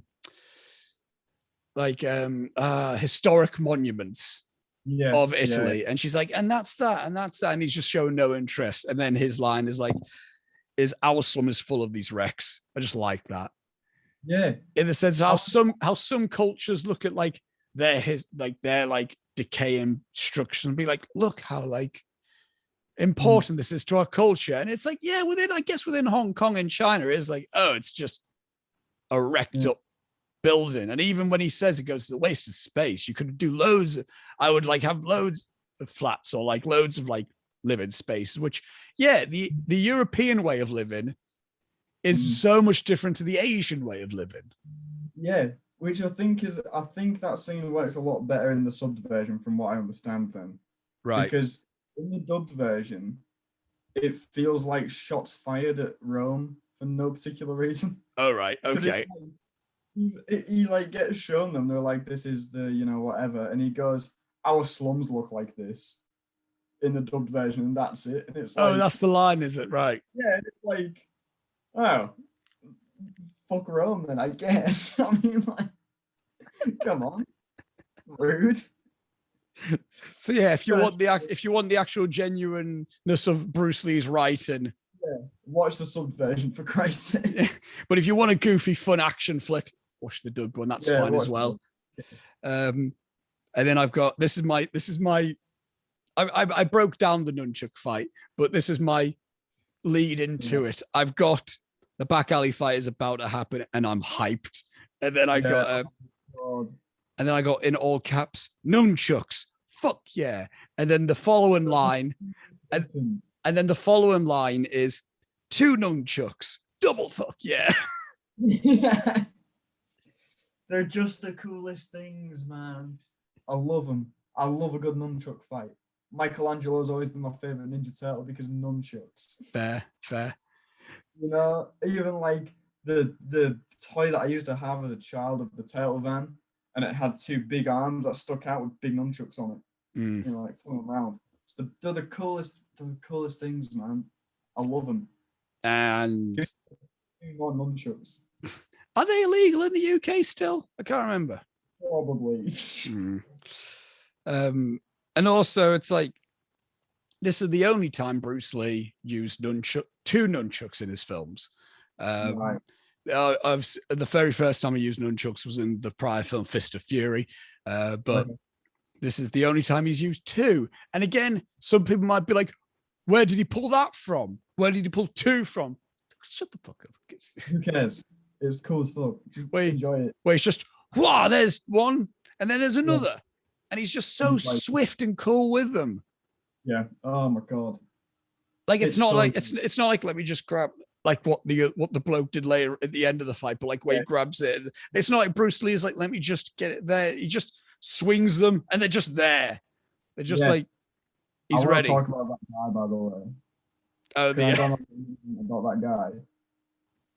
Because in the dubbed version, he's hilarious. He's dubbed in this technically as well, because also obviously in the subbed version, all the English speaking actors are also right. Because I'll say this. This is a bit of the trivia as well, but I'll say it now because it's relevant. This film was shot entirely not recorded with sound anyway. So the whole film was dubbed anyway, but one of them in Chinese, one of them fully in English. Wow. Yeah. So throughout the whole film anyway, there's like moments where the actors' lips don't quite match up anyway. So. All right. Okay. I didn't. Would not have known that. Which is also technique that was done within the 70s Italian cinema anyway. This is definitely not Bruce Lee trying to be Italian, because this was just done in Hong Kong anyway. But obviously Italian giallo films did this anyway. Like Dario Argento would shoot his films. Like you watch Suspiria and it's dubbed over. Right. Like that's just the film. Like I think he would get Italian actors to do that, to film, to shoot the scenes with them speaking in English, but English not being there. Okay. So their lips are matching, but English not being their first language. So they're not really good at it. So then you'll get different actors to dub over them. Right, I see. But so that was a technique kind of done with this as well. So even that guy there who we're on about, the guy who is trying to be smart was squaring up with his fist, like why I order. He is my favorite of the gangsters. In all of this shot, in all the version of the film, I think all of his voice is always, get him. Hey, put your hands down. Put your hands down. But it's just, can someone please, this is what I wanted to talk about, but can anyone listening to this who has any editing skills whatsoever, if you could please make a supercut of every single time that man goes, get him, in that fight, please. I want to count it. I want to see how many it is. It must be like 14. It's so funny. It's literally like every 20 seconds or so, it's just like a get him. And I was very well prepared to just be putting my pen and pad down watching this fight. But I ended up writing a little bit about this because this is another thing that I realized. I love how there's breaks in between the flurry of action, allowing us to soak in what we just saw and building tension, anticipation towards the next strike exchange. Because again, there's so many examples of fight scenes where a fight happens and then the fight just goes on. Yeah. Until it doesn't. Whereas like with this, you've got like Bruce Lee just being a fucking just kicking ass, then stops. Yeah. And then waits a bit, goes from again, stops. Yeah. Then goes. I love the bit as well when the other guy gets the nunchuck and he puts it under his arm and then he just goes, "Mamma mia!" Yeah, mamma mia. Before he gets beaten up. Oh, and that when he obviously he's the last guy to get got, but I laughed so loud. Oh, when he hits him. I got another point to make about the fight, but since we brought that, I'll say about the end bit. I got the final nunchuck hit was gold. Humor done well in the midst of high octane action. And then I got also in brackets, no need for a shitty one-liner. Yes, exactly. It's so funny. Just on its own. Like, it's hilarious. Like, again, I've made this, like, there seems to be a theme with me. I go like, I made this very apparent when talking about the MCU with some films. And I'm going to call our recent example, Black Widow. I'm calling this out specifically with Black Widow. I don't need a quirky little one-liner after everything that you've just done. Yeah. It just makes everything feel like a joke. Exactly. Yeah. Whereas like this, and I like it. Yeah, you do like the MCU. But with this, it's like, it's not like, you know, the last guy who swung Bruce. I don't even think Bruce even moved. I think he just swung, bugged himself on the head, and then Bruce would boom, and then that's it. Yeah. And it's like, it's not like Bruce Lee would boom, and then was like, I don't know, he went like, cat got your tongue, or what, I don't know. But you know what I mean? Like, I'm glad you did an excellent one-liner. That's the first thing. Or like, it's not like, you know what I mean? It's like he could, because it's like, it's the physical acting of it where it's just like, dunk, dunk. And it's like, that's funny. Yes. But it didn't make a joke of the whole scene though, as well, I don't think. Because throughout the whole, because he was kind of like toying with them anyway. It's not like he was on the edge of death and then he did it and then it was funny. Exactly. It was like, he was kind of like fucking around with them anyway. So it kind of matched up with it. And then the other bit of the fight I've got is let's appreciate the complete absence of close shaky cam. You have guys that can do the action, just keep still. Once again, Bruce keeping things simple. Yeah. And in relation again, I'm going to once again talk about Iko Uwais.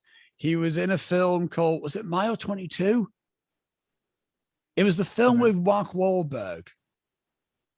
Oh, yeah. I can't remember the name of it, but Iko Uwais was in the film. I didn't see the film, but what I heard about it was like, I just heard people talk about the film and say like, oh yeah, they just did really shaky cam action. And I'm like, you've got a dude that can literally do any fighting scene. Why are you doing shaky cam? It is Mile 22. I'm surprised I even remember the name. But like, that's what I mean. It's like, again, it's just shot and then movement slightly just to keep up with them. Yeah. But also I find interesting, what I also love about like specifically Bruce Lee action scenes, and this was mainly shown in Fist of Fury, was that before a little brief abridged history of martial arts cinema of China back in the day, a lot of martial arts, a lot of Chinese cinema was like a lot of cinema of certain nations and cultures. They took from theater first because that was the closest thing they had to it. So that's why you got films that were more operatic, ballet-esque. And of course, in China, Chinese theater was more wuxia, old school period piece, dancey action films. A modern example being Crouch the Tiger, Hidden Dragon, Hero, being those types of films. So a lot of the old school martial arts films of the 60s were that. It was very operatic and very like wide as wide can be shots, because you got these wire works and you're showing off the big lovely set that they've made. And then when Bruce Lee came about, his first film, The Big Boss, obviously Bruce Lee didn't do these big acrobatic fight scenes. He did more grounded, real-based action scenes. And obviously, so he changed the martial arts game in that sense. But within The Big Boss, they still didn't quite know how to shoot it. So, and obviously that was shot in modern day. That wasn't shot in a period, as a period piece. But the wide shots were too wide.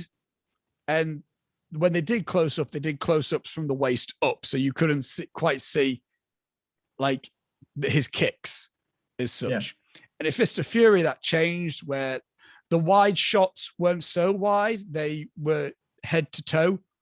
They were almost like a fighting screen in a fighting game almost. Yeah. And the close up and the medium shots were knee up, so you could still see the fighting in it. So and obviously this is also a thing where the shots aren't too wide; they're wide enough to where we can see all the actors doing their stuff, but they're not. And obviously the close-ups aren't too close to where it's like, I can't see a thing, mate. Yeah. What are you doing?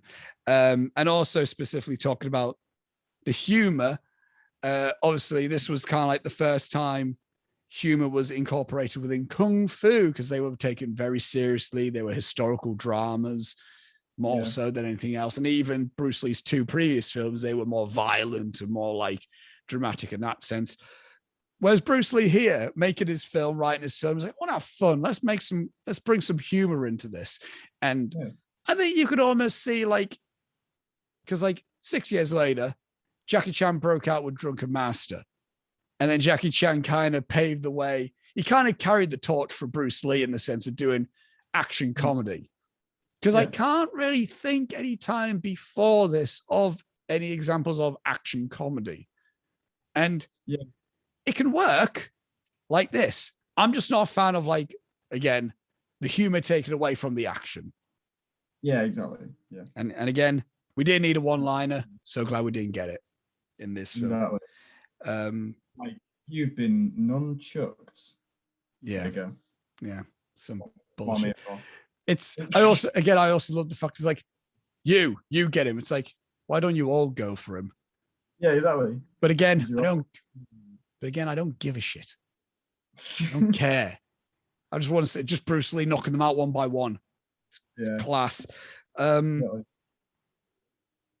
this is a little bit later on. Do you have anything else to say about that fight scene, or is that it? I haven't. My next note is the fight scene in the guy's office. I've got a little bit before then. So okay. First thing I got Miss Chen left it a little bit last minute to tell Lung to leave Rome. Yeah, he's got a little bit involved now, hasn't he, love? To be honest. Well, it's like oh, he needs to leave before 12 a.m. or we will kill him. And it's like the clocks are ticking. What are you doing? Yeah, you've kind of, and also you're all gonna die if he goes now. Also, yeah. But I love a little bit of the James Bond influence in it as well. Again, mixing cultural familiarities within this. I love the inclusion of the darts as well. Oh, the darts are great. Yeah. Just a nice little, oh, what would you call it? Like how Indiana Jones had his whip. Whatever. Signature weapon. Yeah, like a signature weapon. I like that it has just like that little iconic little thing. Like before he comes in, he'll punch you, he'll throw a little dart at you first. Yeah. And his nunchucks is for the last resort. Exactly, yeah. Which he pulls from the ether. Yes, incredible. But it doesn't matter. He also pulls those darts from the ether because there's a moment where he's walking in the apartment, he's got his sleeve rolled up and he goes, where did that come from? Does he produce them out of his arms? I don't care. Who cares? It's cool as fuck. Now we're in the office fight, because the first note I've got is I love that when Tang Lung takes off his coat, that means shit is about to go down. Yeah, because he gets punched once and he gets real angry about it. He's like, right, that's it. Right. What's your notes about this? My first note for that scene is just, yes, the boys, because Tang Lung doesn't even get involved at first. No, it's just the boys going and start beating everyone up, and I'm like, fuck yeah, they've been training and shit. They know what they're doing. I was like, go on, lads, get in there, and then they all start getting beaten up because they're not as good as Tang Lung, and then he comes in, and it's just a nice little. It shows that they've developed a little bit, but it also shows just how good he is still. And it's just, it just works on every level, showing the dynamics between everyone. It's a great team environment in the sense of they're not all rushing in and go, let's all fight. It's like Tang Lung's like there. He waits for a bit. They all kick ass. It is like a true like teacher student mentality within within martial arts within that. And then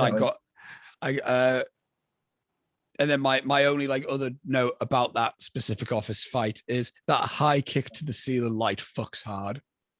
It's so good. That guy fucks. Do you know? He's awesome. He's just the coolest guy in the world. I put that the big boss guy stepping behind the wall. Yeah. The funniest thing I've ever seen in my life. I'm so glad we brought that up. Yes. It's Mrs. Chen, isn't it? Miss Chen, yeah. He points like, oh, that's their boss there. And he just looks at him like that and then just on the wall as if he hasn't been seen. I was like, if we just stay still. Yeah. He stays still for like a good second, like a deer in the headlights, and then he just steps behind a wall as if no one's seen him. It is the stupidest shit I've ever seen in my life. But again, that's another thing. I think when action films do that with their villain and they try to make their villain really serious and they do stuff like that, it's like you've just diminished all credibility. But right off the bat, these guys are kind of fucking, they're not trying to take over the world. That's another thing with these. They get like action films get these villains who are trying to do world domination and they're trying to be really serious and they do a silly stuff to like negate everything that's happened. Whereas like right off the bat, these are goofs anyway. Yeah, he's just a guy. He's not anyone like special. Like, and I love that all he has to do is just go up to him and go, "Fuck off, all right? Just leave us alone." That's another thing. The dubbed version is surely different than the subbed version when he's telling the boss to fuck off, because there's in the subbed version he starts saying stuff to him and then Chen goes, "There's no use, he can't understand you." So then that's why he starts miming, because he's like, oh, he can't understand Cantonese, obviously. So then that's when the dubbed version goes a bit School of Rock. Right. He just goes, "Step off." Right. And that's basically it. And the guy's like, and then she does say, she goes like, "Go on, Tiger, it's not worth your time." Yeah. And then he just looks back at it and goes like that or whatever. Yeah. And that's pretty much it. Yeah. The original version is him like he's miming because it's like, right, if you can't understand my words, so I'm just gonna say, right, I'm gonna deck you if you keep going. Yeah, I'm gonna get you if you keep going. Yeah, okay. That makes a lot more sense. Also, in relation to the high kick, I can't believe. I think it's just like, again, it's a small little thing, but it's like, man, that man is like, again, he's a human, but how do you do that? The height. How do you kick a ceiling light? Like it was like, that's what I mean. It's like, it's one thing to jump up at a light and punch it, which that's like, oh wow, you jump high, but he can bend his leg. Just 1 foot remains on the floor. How do you do that? I don't get it. It's God. What's funny, going back to like talk about his simplicity, he got made fun of for it within the movie making world at first, because I think within the Big Boss he got some people's. I think the director went, he doesn't know how to fight. He only just three kicks. So then he got like nicknamed 3 Kicks Lee. Because it's like all you do is 3 kicks. What else could you fucking do? But it's like, I think as well, like, well, obviously he could punch really fucking hard as well. Yes. But like, again, I think it's like, I think I've got some a little bit in there, and yeah, I got a little bit some. Is it my next point? No, I don't. It's a little bit later, but it's basically saying like, I think that makes it a little bit more cooler to watch though as well. Like it's not, because again, I mean, my favorite martial arts film ever is Hero. Right. I love it. It is very acrobatic-y and stuff like that.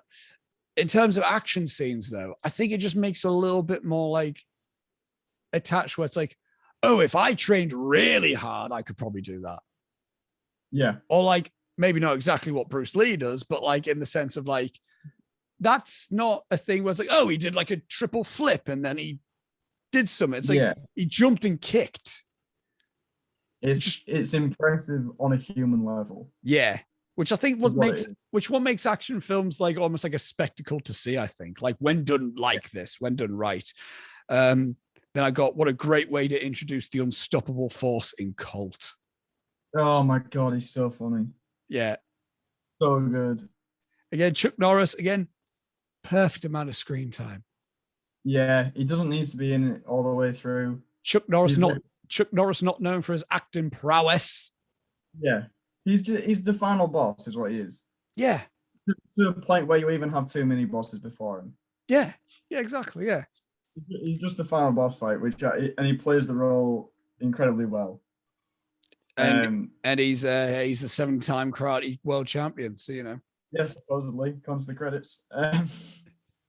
Which again, I still feel like he paid someone to make sure you put that in, all right? I don't think he was really well known. Like he wasn't Chuck Norris at this point. No, he wasn't that yet. I think this film helped it. I think this film helped him become that. The next notes I do have involve towards the final part of the film. Mine now for the final fight. Basically. Okay. The next thing I got is like I could watch Bruce Lee kick ass all day, and it's specifically the fight between him and the European and Japanese fighter. Oh my God. I put if these are the mini bosses, I'm so excited for Chuck. Yep. It's just those two fights are like mint. Yeah.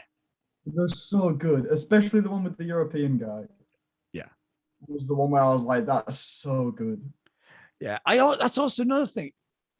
Returning back to the introduction of Cult, that's also a really clever way of like fleshing out those smaller characters that shouldn't, in hindsight, they should just be other henchmen. But it's like we start off these two guys fighting because they're like debating like who has the better style, who has the better fight, and then it's like Chuck Norris comes in, and then the European guy's like, "Oh, Sensei." It's like, "Oh, that's interesting. He's his master."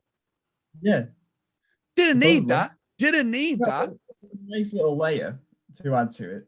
Didn't add anything else to the film other than like, oh, that's who that guy is.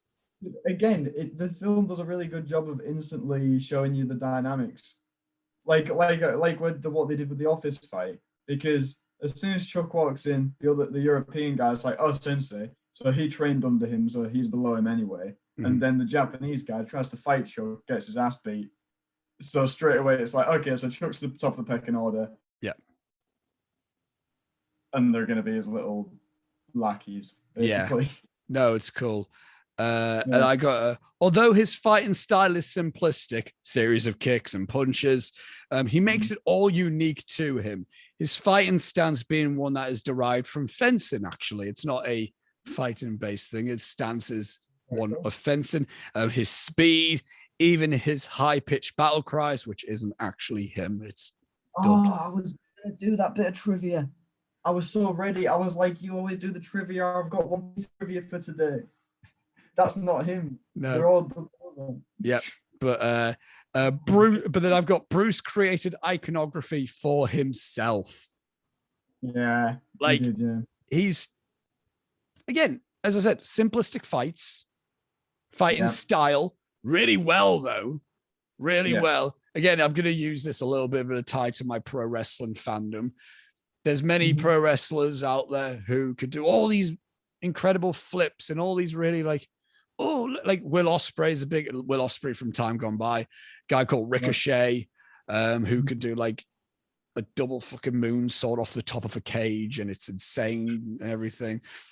Those are the wrestlers that I'm not necessarily attached to. I really like, there's a guy called, I mean, he's retired now, but a guy called Katsuyori Shibata, who was this Japanese guy who just hit really fucking hard.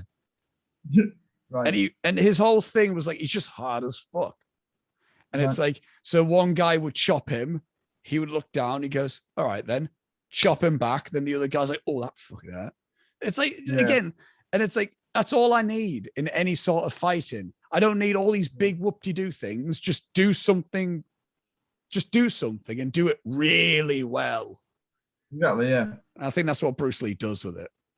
He does. He's incredibly It's talented. I'm very excited to watch the rest of his films, which I will be doing. it is more of like a when he does hit, it's more of like a ooh, which I think as opposed to like cool. It's more of like oh exactly. shit. It's just like oof.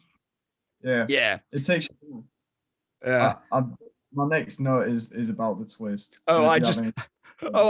no, my little note is about the twist. I go, what a twist! Like, like no. it's not great. And then I go, when he finishes doing his little speech, when Wang becomes revealed to be in on it, I got I mean, he could have always sold the restaurant. I can't see what was stopping him.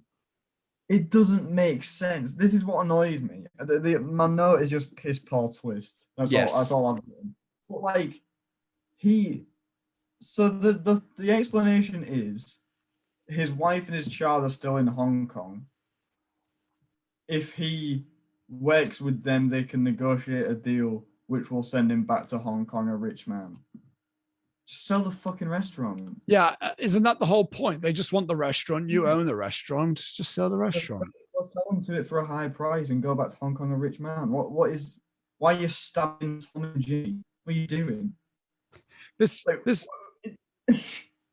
would be a better twist if it was like, I forgot the guy's name. The guy who was like Tang Lung's biggest fan. Oh. Frozen. Oh no, I haven't, have I? Oh, you're back. Your internet connection is unstable. Thank you, Zoom. Oh dear me. Hello there, Robbie. Hello, are you good? I'm good now. I hope this stays in. Probably. I'll see how it looks in when I go back to the edit. But yeah, it would make more sense if it was just one of the workers. Yeah, exactly. I'd have even been a little bit more fine with it if he showed any remorse whatsoever. But as soon as he does it, he starts like maniacally laughing. Yeah, that doesn't. Like, whatever. It's like, what are you doing? Yeah, he's not like a mustache twirling villain. Yeah, what is this? No, but I'm glad it doesn't take up a good chunk of the film. Actually, it's kind of it doesn't detract from it. In about 3 days, if you ask me what Way of the Dragon was like, I'll be like, it was so fucking sweet, and I won't remember the twist. I always forget about it until it's about to happen. If I'm being honest, like when I'm like, oh yeah, this is where this happened. This is the third time I've seen it now. So yeah, but it's like, such a thing that happens in the story that it doesn't really impede on anything. Right. And the next thing I've got is like, now again to the Bruce and Chuck fight. And then I'll hand it over to my uni research for this because Did you analyze this scene? I specifically broke down the editing of this because again, I was editing the thing. I'll get all analytical first, and then we can talk more fluently about it. So if you excuse me for a second as I shrink you on my screen for a bit, Robbie, and open my Wix blog. Well, hey. Oh God, yes. I didn't know this was going to be happening. This is amazing. Also, Robbie, much to your probably chagrin, Wix has slightly changed its layout. So let's have fun with that when we return in September. I mean, we don't have to use Wix next year, do we? Don't we? I don't know. Either way, it's changed its layout again. So I've got so basically I'm not going to read it full on. I'm only going to be referring to my research when discussing it. Obviously, although this scene has the narrative attached to it of the Bruce of Tang Lung, why he's there. We've watched the whole film with Tang Lung. There's a reason why Colt is now involved, like Chuck Norris is in there. But what I also really love about this specific fight scene, because I will say this is my favorite Bruce Lee fight scene. Although Enter the Dragon has some belters as well. But this is my favorite Bruce Lee fight, specifically as well, because it's almost separate from the narrative itself and almost has its own little narrative within it. And it's about, how long is the fight? It's a 10-minute fight scene. Some of that is them warming up. There's no dialogue, which again, love it a lot. Obviously, Peter Chung was the film editor of this. Yeah. The man also, obviously, he edited Bruce Lee's other films, being The Big Boss and Fist of Fury, but he's also known for being the editor of some of Jackie Chan's more iconic Hong Kong films, such as both Police Story films, both Project A films, and the film Who Am I? So the man is definitely well versed in his martial arts fighting, and this shows my dedication to my degree when thinking about how to edit an action scene, although the action scene in question that I did edit was a rock, paper, scissors fight over a biscuit. And it was bloody fantastic. And well performed, might I say. It was indeed. I'll leave I'll leave a link in the description below to watch the 30-second advert of that. And right, so okay, right. What I love about this as well, and this is the only, and I gained appreciation for this scene through this, is the length of the shots in this specific scene. Of course, we discussed a little bit earlier that let the action play out, just still shots. But also, if you just have one shot for too long, it can be a bit dull and boring. It can be a bit more stagnant. And so what, obviously, this whole film has been an exhibition of this. We get still shots, but not stuck on them for too long to where it becomes a bit boring. The fight comes to a close, to a total of like 9 minutes, taking away the warm-up scene. And what happens before then is obviously them staring each other down, warming up, blah, blah, blah, blah. The shots of Tang Lung and Colt preparing for the fight last between 5 to 10 seconds, giving the viewer enough time to see what is happening, providing the calm before the storm, if you will, which I appreciate a little bit, because again, they could have just ran at each other and started decking each other. Exactly. They stop. It's like, okay, then let's warm up. The shirt's off this time fully, not just the jacket, but the shirt. Shit's gonna happen. It's gonna get real. Shit's really gonna. The shots are at 2.5 minutes. The fight begins with an average of 2 seconds per cut. The camera angles are close to the fighters, but still at a distance to see the bodies in full. The amount of time proves to be enough to witness the action. And with the under 5 second cutting, the scene is given a lively motion that keeps the audience on their toes. This is the first time I'm reading this in over 6 months, Robbie. I'm impressed with this. No wonder you got a goddamn first, you lunatic. 82%, motherfuckers. But yeah, so yeah, I like that again. Quick enough to where it's be like, oh, okay, wow. This is all sorts of like, all sorts of adrenaline happen right now. The quick cuts to close camera angles during the action tend to take place in moments where our hero Tang Lung is being beaten by Colt, making us as the viewer feeling the same level of defeat in that moment. However, the scene takes a drastic increase in the length of a cut. Tang Lung switches stance and begins to bounce like a boxer to be lighter on his feet. As actually a technique that I learned. Obviously, the bounce and the more stationary stance is more traditional kung fu. The bouncing is more Jeet Kune Do, the specific martial art that Bruce Lee brought into it, which is also interesting. The fact that that is the version of the kung fu that wins in the end, which is a little sprinkle of Bruce Lee being like, see, my version is fucking class. Just gonna say that there. What follows is a wide angle that lasts 32 seconds, showing Tang Lung dodging and countering all of Colt's offense, allowing the viewer to be witnesses to our hero shifting the dynamic and bask in sight that is the antagonist is now the one being defeated. So the very first time we are now broken up from quick cuts, we get a wide shot, which is a beautiful slow-mo shot as well, I want to add. 32 seconds again, I counted each length of cut in this film, in this scene, should I say? Oh God, the whole film. Not the I didn't do that. Of this whole scene, again, 2 seconds for the most part.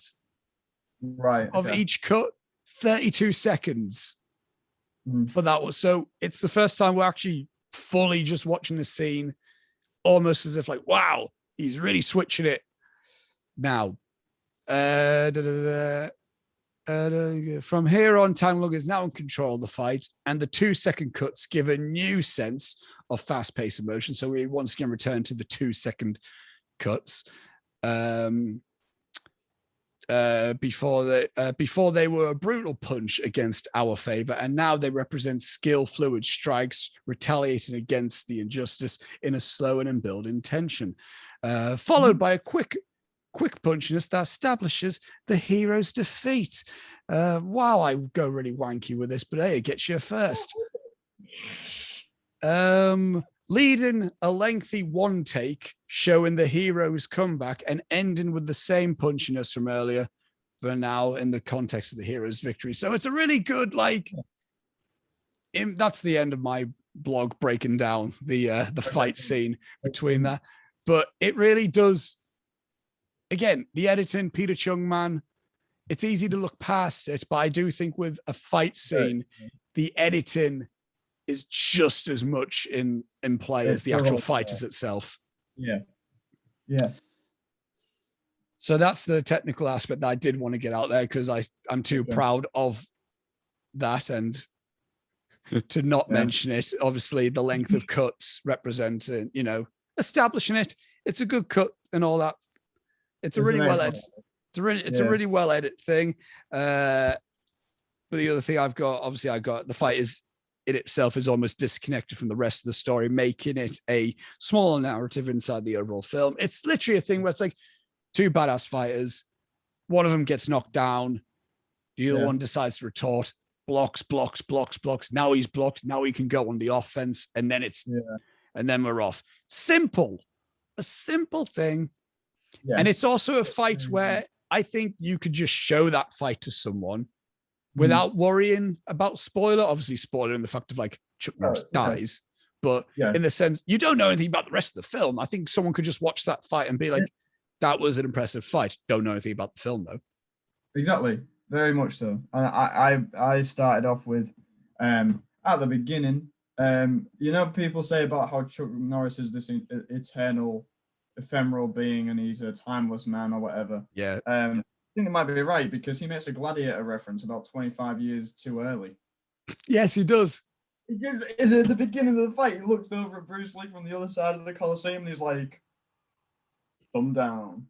And I'm like, oh shit, okay. Because at first I was like, cool reference to Gladiator. And then I remember this movie came out a good 25 years before Gladiator did. I was like, that's weird.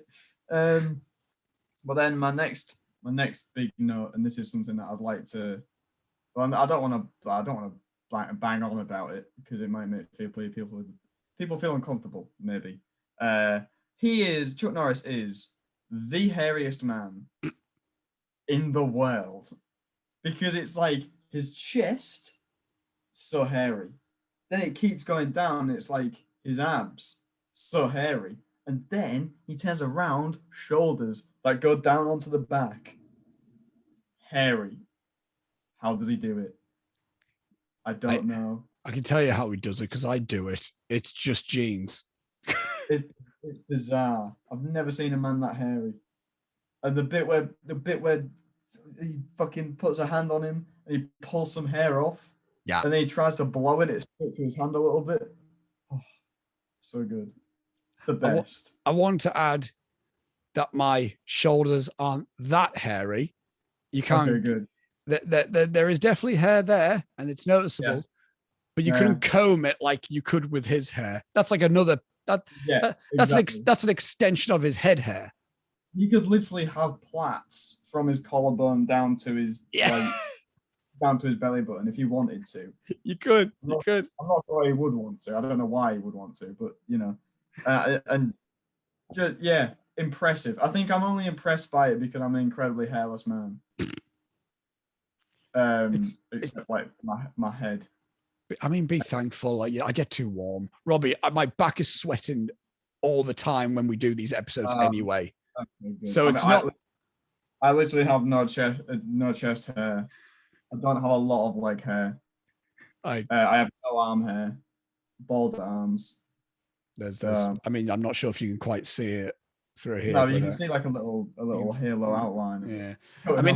I mean, it gets to the point where I'm like with, I have to trim my neck more because otherwise my beard's going to get attached to my chest hair. That's like where I'm like, that's where I am at with my hair. I mean, I'm fine with it. Luckily I didn't continue doing competitive swimming because I would have to shave all of that. Yeah. Or wax it. That's a wax a week is what that is. Yeah, it would be. I have to start trimming. No one gives a shit about. That's what I'm saying anyway, because this is what you come to the intermission for. Yeah, fuck it. It's now becoming a weekly thing where I have to trim my neck so I don't get a neck beard. So I see. I get quite bad neck beard. I don't want to. Why did I tilt my head up? I've just anyone that's watching this on YouTube has now been revealed to my bald patch in my beard, which I'll reveal properly here. Bang, big old circle. Don't grow hair there. I don't get it. Right under my chin for any audio listeners. So right under my chin, just a big circle. It's bizarre. I don't know what's doing there. Anyway, but back to the fight scene. I was going to say I don't mind that. I like it. It's a choice. It's cool. more for a simple thing because I found it interesting. Like I show my mum this fight scene because again I got a bit obsessed with. If I get a bit obsessed with something and I think it's family friendly and I think she would like it, I tend to just show her it. I'll be like, hey, watch this. So I showed her like this fight scene. I showed her this fight scene and the two nunchuck fight scenes from this film. Right. I see. And I showed her the Chuck Norris fight, and then the thing that she commented on, she was like, "Oh, it's interesting symbolism with the cat," and it's like, "Oh yeah, I didn't quite notice that." And how, in the sense of like the cat, like when Bruce Lee starts getting the upper hand, then it shows the cat start like toying with like a little rock, or something. So that's a cool little thing like that. I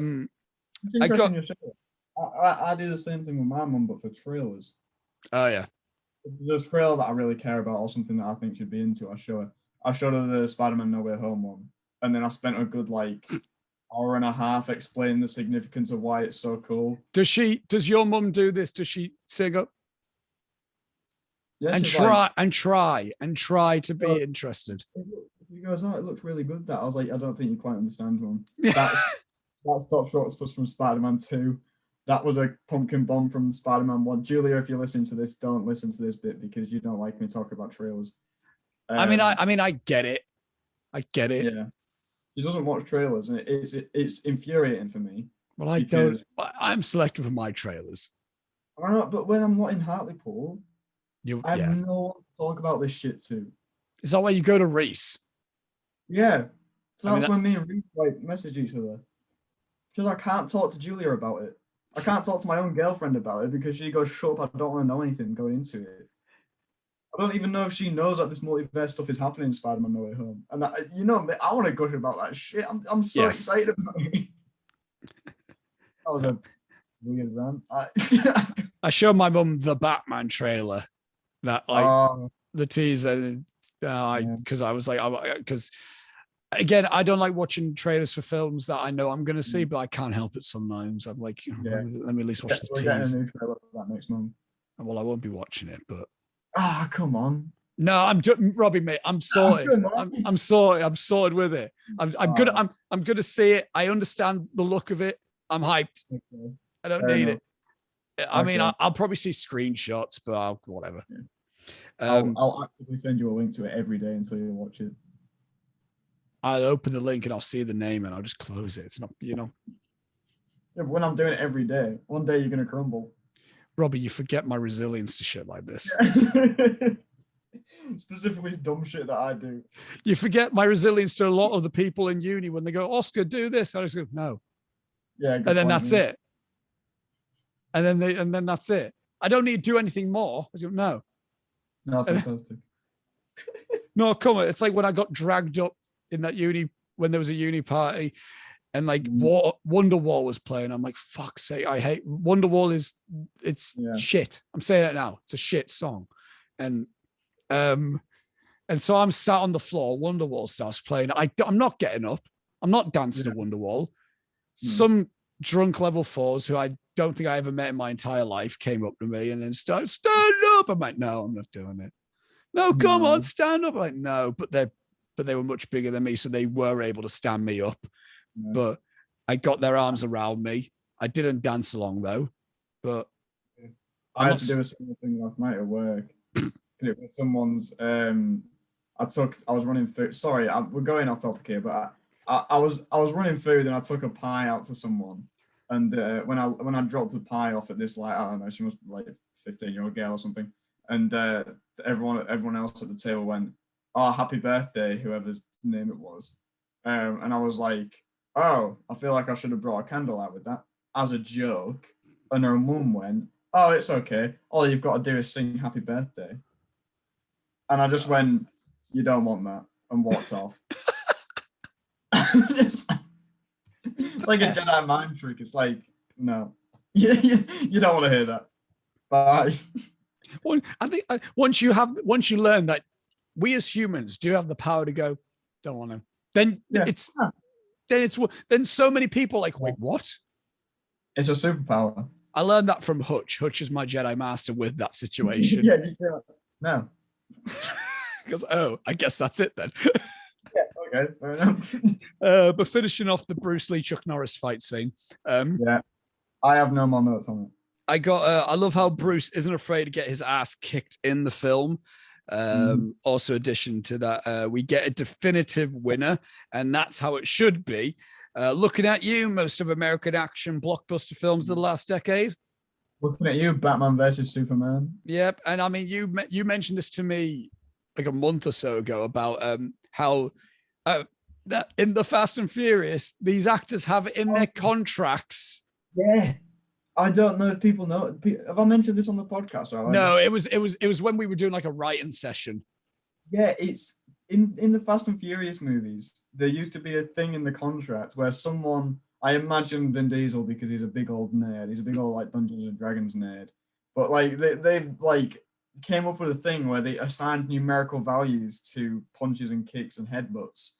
So say if a headbutt was worth 2 points and a punch was worth 1, if someone headbutted someone, the other guy would do 2 punches on that guy, so that it was always even and no one ever wins a fight. And then if it looks like someone's going to win a fight, then something drastic would happen that was completely out of the control of the other 2 people. Go back and watch the Fast and Furious movies and you'll notice it. Like there's the bit in the latest one, there's a bit where for 9. I think it's a fight between Vin Diesel and John Cena, where Cena picks Vin Diesel up and throws him through a wall, and then the exact same thing happens like 30 seconds later to John Cena. And then like the things where it's like out of their control. Fast and Furious 7 at the end, Jason Statham and Vin Diesel are fighting on a car park. It looks like Vin Diesel's going to win. The car park falls down. Yeah. And I don't watch. If I'm watching a fight, I don't want an undecisive, I'm watching a film with Vin Diesel versus Jason Statham. Action. Yeah. I want to see who's going to win that. Exactly. And if Jason Statham loses, I'm not going to be like, well, I guess Jason Statham sucks then. It's like, no, that's just the film that wrote it like that. That's fine. It doesn't matter. Like the thing in Hobbs and Shaw, right? Where there's a bit where, do you remember I think it's Fast and Furious 6 when The Rock and Jason Statham have a fight? That's 7. Is that 7? And then The Rock is saving a lady and he jumps out of a window to save the lady. Yes. And that's how the fight ends, so no one wins. And then in Hobbs and Shaw, they're arguing about it in the prison, and Jason Statham's like, "You lost that fight that we had, blah, blah, blah, blah, blah, blah." And The Rock's like, "Actually, I was saving a woman because I'm a hero or whatever." It's fucking stop it. Again, this is why I love the Raid films a lot. The Raid films put these action actors that you're like, holy shit, I can't wait to see them fight. And they have a fight, and it's class, and one of them wins. Yes. And it's like, again, I'm tying it once again to my fandom of wrestling. I know you don't watch wrestling, but you would understand this if this was the case. Imagine if like every wrestling match that you watched, you had these guys that you loved. I was going, oh, dream match. Can't wait to say this. And then it just ends in a double count out. Yeah. They realize that their mums have the same name and call it off. Like, for example, here's the thing. This Sunday, I mean, at the time, so at this, when this episode is out, tomorrow, September 5th, AEW's got All Out. CM Punk's making his big return to wrestling. He's facing a guy called Darby Allin, who's also class. I'll be well pissed off if they just have like, I don't know, they both get knocked out at the same time. Yeah, they both. Or like a group of dastardly bad guys running and cause the match to go to a no contest. No, CM Punk's probably going to win it, but that doesn't devalue Darby Allin from still being class. I want to see him win it because that's what people want. Because what that stuff does, no matter how good the fight is, now we'll also talk about film as well, no matter how good the fight may be, if it just ends with, and now it's over, it's like, oh, okay. Oh, okay. Fair enough. But like, example, this film, Bruce Lee gets the fucking shit kicked out of him. Yeah. Then he retorts. Chuck Norris gets his arm broke, his leg broke, he stands up, he gets choked out, then breaks his neck. Yeah. It ends with like, you go from being, oh, this is a cool fight, then like, oh shit, ending. Like, oh damn, yeah. And it's exactly like, and that doesn't make me go, well, I guess Chuck Norris is shit then. It's like, because it's like, the fight was cool. I don't care. Yeah, like, yeah, exactly. Yeah. I don't even with fights, I don't even necessarily need, one to kill another fighter. It's like, just have like, even like, I know, they got their legs broke, or they got knocked out. That's whenever a fight. But yeah. So yeah, we get a definitive winner. And then the last bit of note, because there's not much film after this. I have one last note. I just got, what a great bittersweet ending. There's just something about it. It's like, but yeah. Yeah. I was going to say, I love that the second to last shot of the film, and honestly, I wish it was the last. The second to last shot is the guy that's Bruce Lee's biggest fan says something that doesn't make any sense. And then Miss Chen, it's just a close-up shot on her face with a look on her face going, what the fuck are you, what? What are you talking about? Like he's trying to be wise and stuff. I can't remember what it's. Yeah, and it just ends on a shot with her being like, what the, shut the, what are you talking about? It's like, the end. It's like, the ending of like the Coda cut where like the end text is basically where it sums it up basically being like, Italians have families. Yeah, and it's like, what? It looks like it's like the end. It's like the end of this film is like, yeah, he's greatly admired. It's like, right? Yeah, yeah. The guy's like, in Bruce Lee, great, and wherever he goes, they'll be alone or whatever. And Miss Chen's just like, what? What are you talking about? My dad's dead. What's happening? What is this? Yeah, I really loved it. It's well fun. Again, a nice hour 35. Yeah. It doesn't get right to the point, but within that time, we're still building stuff up.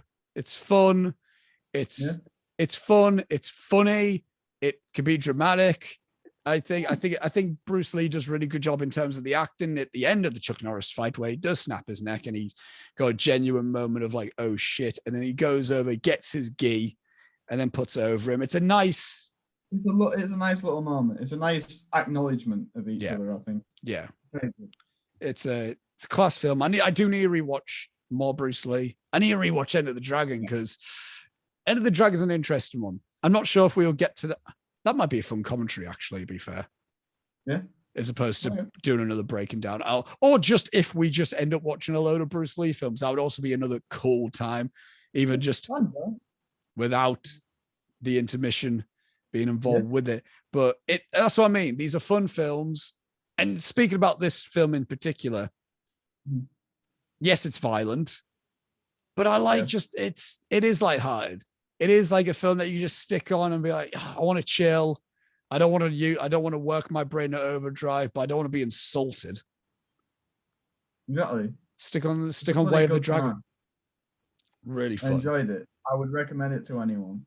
Yes. And with that being said, that is our, I feel very lengthy. You can't see the record time on Zoom. I feel very lengthy discussion of. We've been recording for 2.5 hours ish, I think. We're okay for now. We're okay. Wait. This is something I wanted to mention. Sorry, I forgot to mention this. For the Chuck Norris Bruce Lee fight, there's a series that I watch on the Corridor Crew channel on YouTube. That had a specific episode where they talked about this fight. They have a series called Stuntman Reacts where they bring stuntmen and they talk about it. It's great.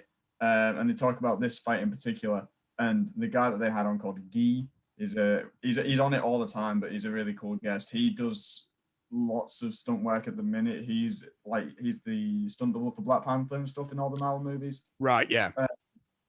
All that kind of stuff. But he talks about how it's really cool and how Bruce Lee wanted to do it like a real fight, which is why there's those moments of breaking up.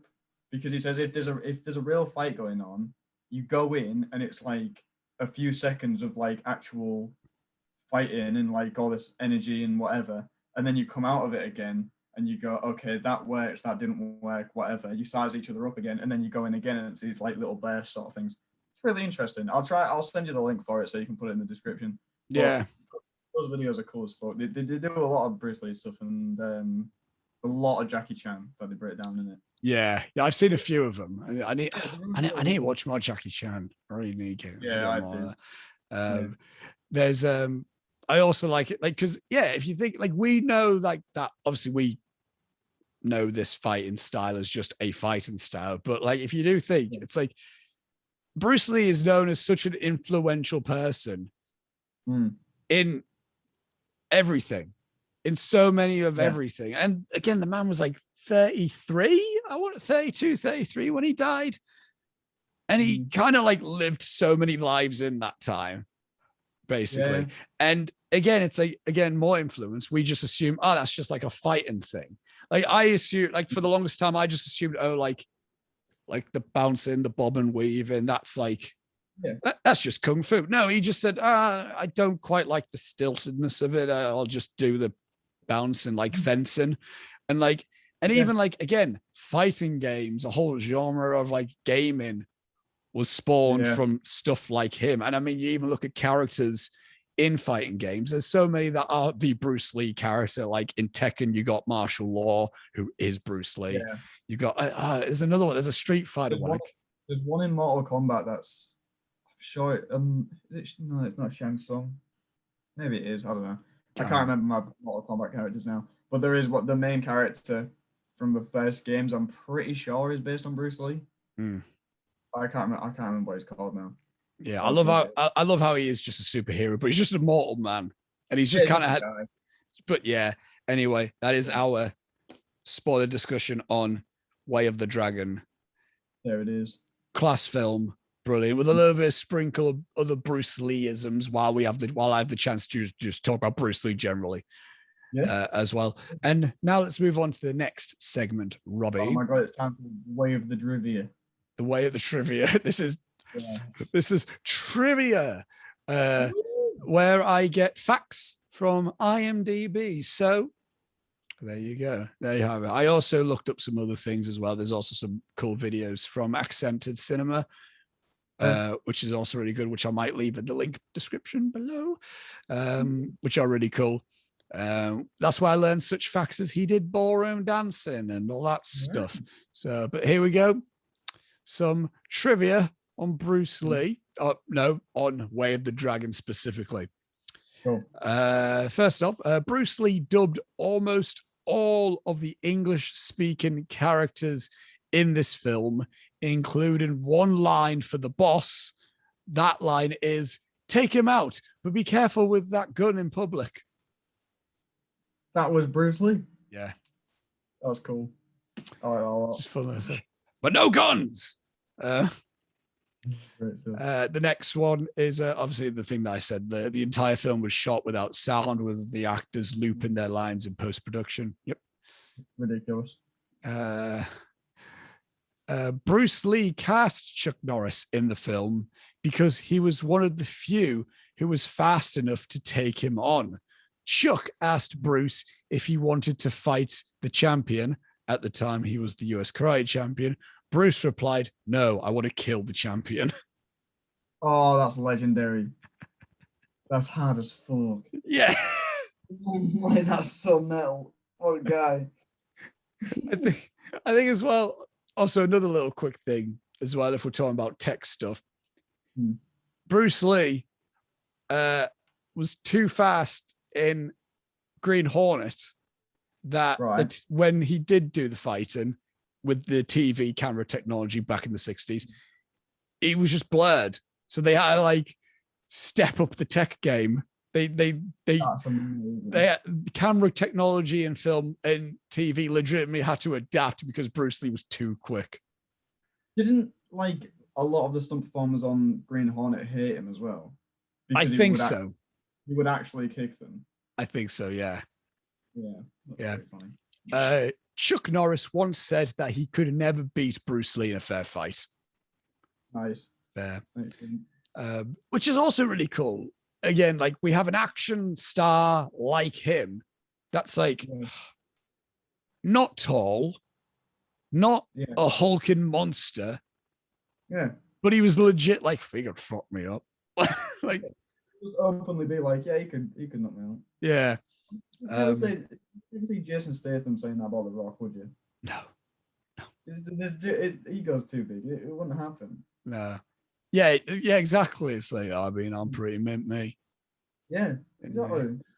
Oh, I take my craft very seriously. I don't like these questions that diminish my acting prowess while he's in the fucking press junket for the Meg. Yeah.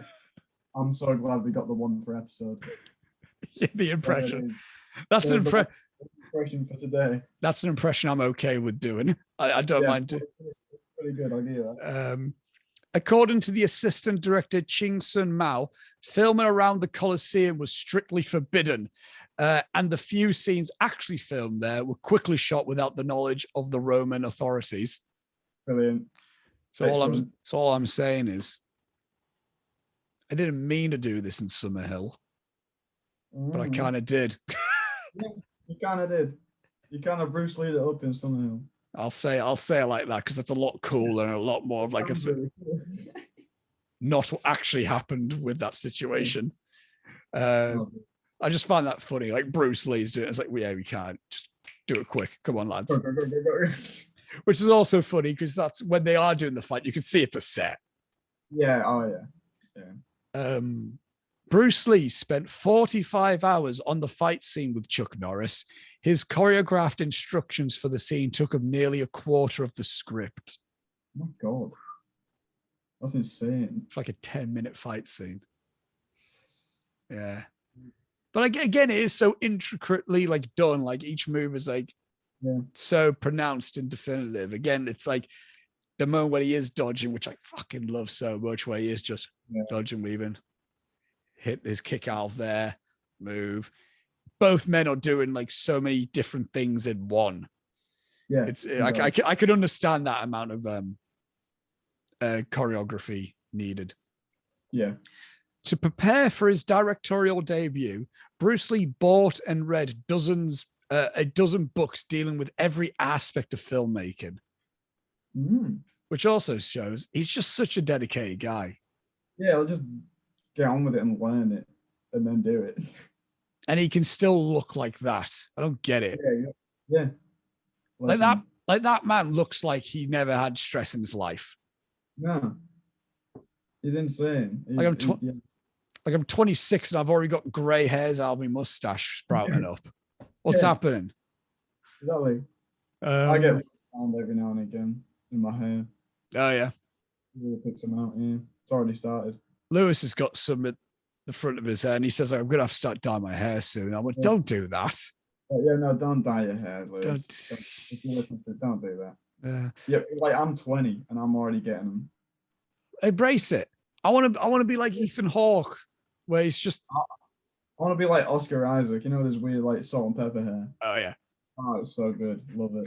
I thought you went, oh, I thought I want to be like Oscar W. Fitcher. Yeah. I've always wanted to be like Oscar. Kid, imagine. Jesus Christ. I'm glad I haven't had anyone like that in uni that I'm aware of. That just idolizes me. No, I mean you haven't seen my shrine, but I'll I won't show you. I'll keep it hidden. I mean, mine's up there. My Robbie Tweedale shrine. You've got a framed image of me in your room. It's on the shelf next to my Year 5 Literacy Award. Have you still got it? Yeah. It's just funny at this point. When next time you come around my house, you'll see it.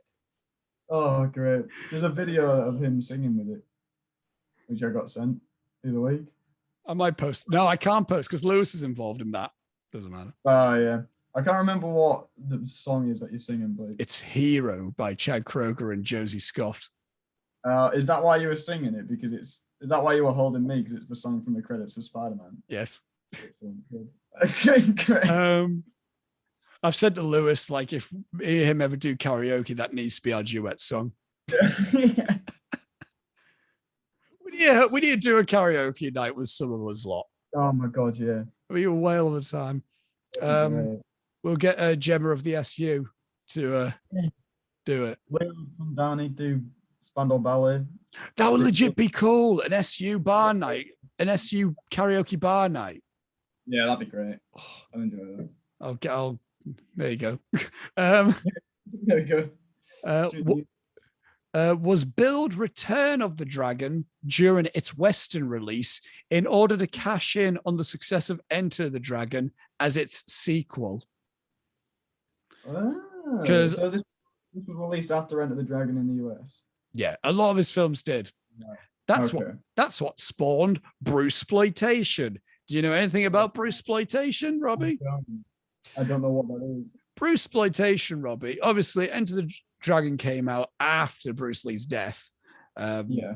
And then he became huge. And then America realized, oh shit, the guy from the Green Hornet, he's like this. And then it's like, yeah, he did other films. So then Big Boss, Fist of Fury, Where the Dragon got released. But also, this is the fact that from a while ago, you know how I said, like, I watched all 4.5 of his films?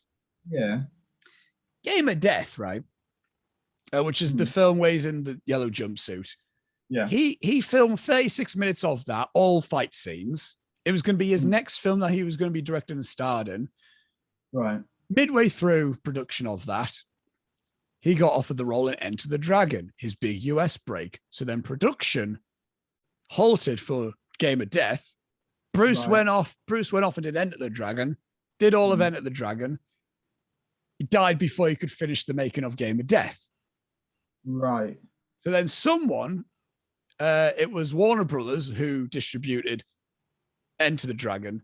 They got hold of the footage of Game of Death and they tried to do a Paul Walker in Furious 7 where they kind of got a Chinese guy who looks like Bruce Lee and he wears sunglasses to hide the fact that he's not Bruce Lee, to fill in the gaps. But it changed it because it's not the exact same plot that Bruce Lee the original plot of Game of Death was Bruce Lee plays a retired martial arts master.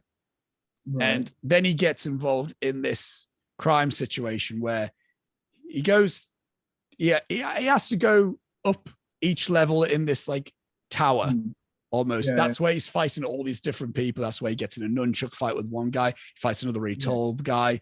It's almost like a video game level until he reaches the top. Yeah.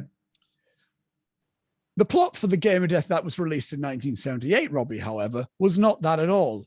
He was Bruce Lee, but not Bruce Lee. He was a martial arts action star that they used archive footage from his previous films that had to fake his death, right? Who had to fake his death in order to get back at the villains. I also want to add that this film also showed real life footage from Bruce Lee's funeral. Oh my God. Including Bruce Lee's open casket. Yes. Yes, then this was a film that came out 5 years after the man died, and the jumpsuit scenes are really cool because it's Bruce Lee doing them, but the rest of the film I'm not a fan of. And but also Bruceploitation became a genre where it was loads of actors who were not Bruce Lee, who weren't quite Bruce Lee, as in they were not Bruce Lee at all, but they had the same haircut. They did the they did that, and they had names like Bruce Lee, but spelt L-I. They had names like Lee Bruce. They had a Brew Lee. That was another one. That's disgusting. Bruce Liu, I believe, was another one. And to basically just to have people be like, to trick people, be like, this is Bruce Lee. So Bruce Lee became a genre. Oh my God, that's ridiculous. It's awful. But basically, Way of the Dragon was released as Return of the Dragon. This is a bit more tasteful. This is a sequel to Enter the Dragon. It isn't. Which it isn't. But anyway, Bruce Lee also played percussion on the music for the soundtrack. What the fuck? This guy. So let me just drum as well. Why don't I? Oh my God. It's a real bear hug situation. Yes, it is. Yes. It's a very Charlie Chaplin way of making his films that he's done. Yeah. Stay tuned for a bit of that later in this season. Most of the crew did not have international passports or working visas during visas, which meant they could only work in Rome for a maximum of 3 weeks. Bruce Lee and the crew made sure they got all of their required footage within just 2 weeks. So, a legend. This is a bit of a chunkier bit of trivia. Unlike The Big Boss and Fist of Fury, in which guns only come into play when cops appear in the endings, the film has a more consistent presence of guns throughout the film. Even Tang Lung asks if he can buy a gun. This most likely comes back to an answer Bruce Lee gave in the Lost interview when he was asked why so many martial arts films were period pieces. He simply used his fingers to mock pulling a gun out of his jacket, saying that this was the big reason. This would also come into play in Bruce's other movie, Enter the Dragon, when he asks, why doesn't someone pull out a 45 and bang, settle it, in regards to taking out the main villain, Han? So, right, okay. There you go. It's interesting because, again, it's like,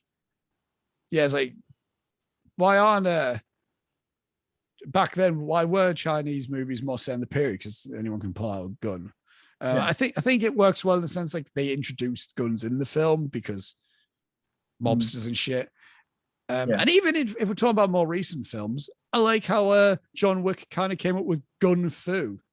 Yeah, I enjoyed John Wick's use of guns. It's cool. And everyone's doing it now. Yeah. Literally everyone. I mean, I think like Atomic Blonde and Extraction and whatnot. I like Atomic Blonde. I dig it. It's fine. Yeah. It's okay. Yeah. In Si Kwang, who played the Japanese fighter, was really a Korean martial artist. Right, brilliant. Just a little bit of fun thing there. Bruce Lee made several firsts in the Hong Kong movie industry whilst making this. It was the first Chinese film to be made in the West, and he was the first Hong Kong director to view daily rushes in color. He insisted on doing this so he could ensure exact color. At Golden Harvest, he also refused to use the standard canned music and commissioned a new score. Interesting. Yeah. Paving the way for a lot of good shit there. Bruce Lee hired Tadashi Nishimoto as cinematographer because he considered the Japanese to have greater technical expertise. It is a really well shot film as well. It is really well done. Bruce Lee hoped to cast boxer Joe Louis as an opponent in the film, but he declined. I think he wanted him in the role as Colt. Right. Okay. I see. Because I think that was always a thing where it's like, who would win a fight, Bruce Lee or Joe Louis? I think that was like always a thing. So that would have been fun. Bruce's wife, Linda Lee, has cited this movie as her favorite movie of her husband's, claiming that Bruce's performance in the film is as close to what he was actually like in real life. No. Which I think that's why I like the film a lot, because it just feels very Bruce Lee. Yeah, it does, yeah. In the final fight between Tang Lung and Colt, Tang is using the traditional, I said this already, he uses the traditional Kung Fu approach, but nearly loses the fight. However, when Tang begins to use the approach of Jeet Kune Do, that's the exact word, Tang gets the upper hand. Jeet Kune Do, yep. Cool. Bruce Lee's character has only one confirmed kill in the movie. He just kills Colt. It's unclear if he killed Fred or knocked him out. Fred, I believe, is the European fighter. Oh, okay. Yeah. It's unclear if he did kill him, but yeah, I didn't take it as he did. No, neither did I. Which I find that interesting, because you always hear, again, John Wick has, like, I think, a higher kill count than all the Friday 13th films. Yeah, big time. Whereas, like, oh no, it's kind of like refreshing also just to read that and like, oh yeah, he didn't kill anyone. He just beat the shit out, except Chuck Norris, who was the big unstoppable force. Yeah. Yeah. Bruce Lee's character. No, I just read that. Part of the music in this film is actually originally from the Ennio Morricone score for the Sergio Leone Western Once Upon a Time in the West. The music used for Chuck Norris is taken from that film's track as a judgment, aka the Grand Massacre, and the transgression was used in many of the suspenseful scenes, including when Bruce Lee explores the Colosseum to face Chuck Norris's character. Additionally, an excerpt from the track from John Barry's score for the James Bond film Diamonds Are Forever, Death at the White House was used in the scene where Uncle Wang, showing his true colors, wickedly stabs Tony and Jimmy in their backs with a knife. Yeah. Imagine if we could just do that. So also, Bruce Lee did what Tarantino does now, but back then. Yeah. That's pretty sweet. Yeah, I'd love to do that if I'm being honest. Just, I mean, it's so easy. You have to get rights and all that for that. But yeah, but that was the trivia for Way Up the Dragon. Not loads as such, but I think there's more interesting stuff to look at. Bruce Lee facts. So looking at that stuff. Yeah, he's a very interesting human being. Yes. And now, Robbie, this moves us on to favorite segment. Read and negative Letterboxd reviews. If you're new to this show, we go to the film social media site Letterboxd.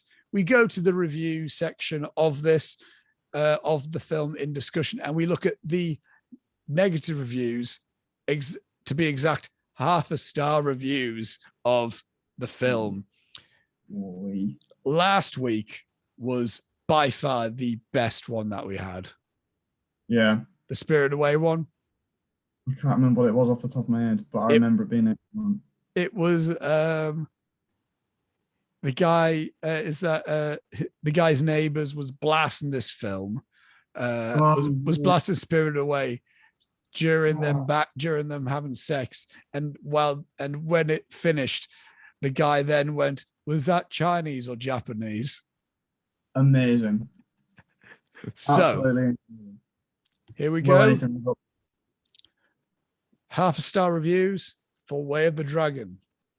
Here we go. These are actually quite lengthy. So this, out of all of them, I wouldn't have expected this film to be one of the more in-depth review segments. Yeah.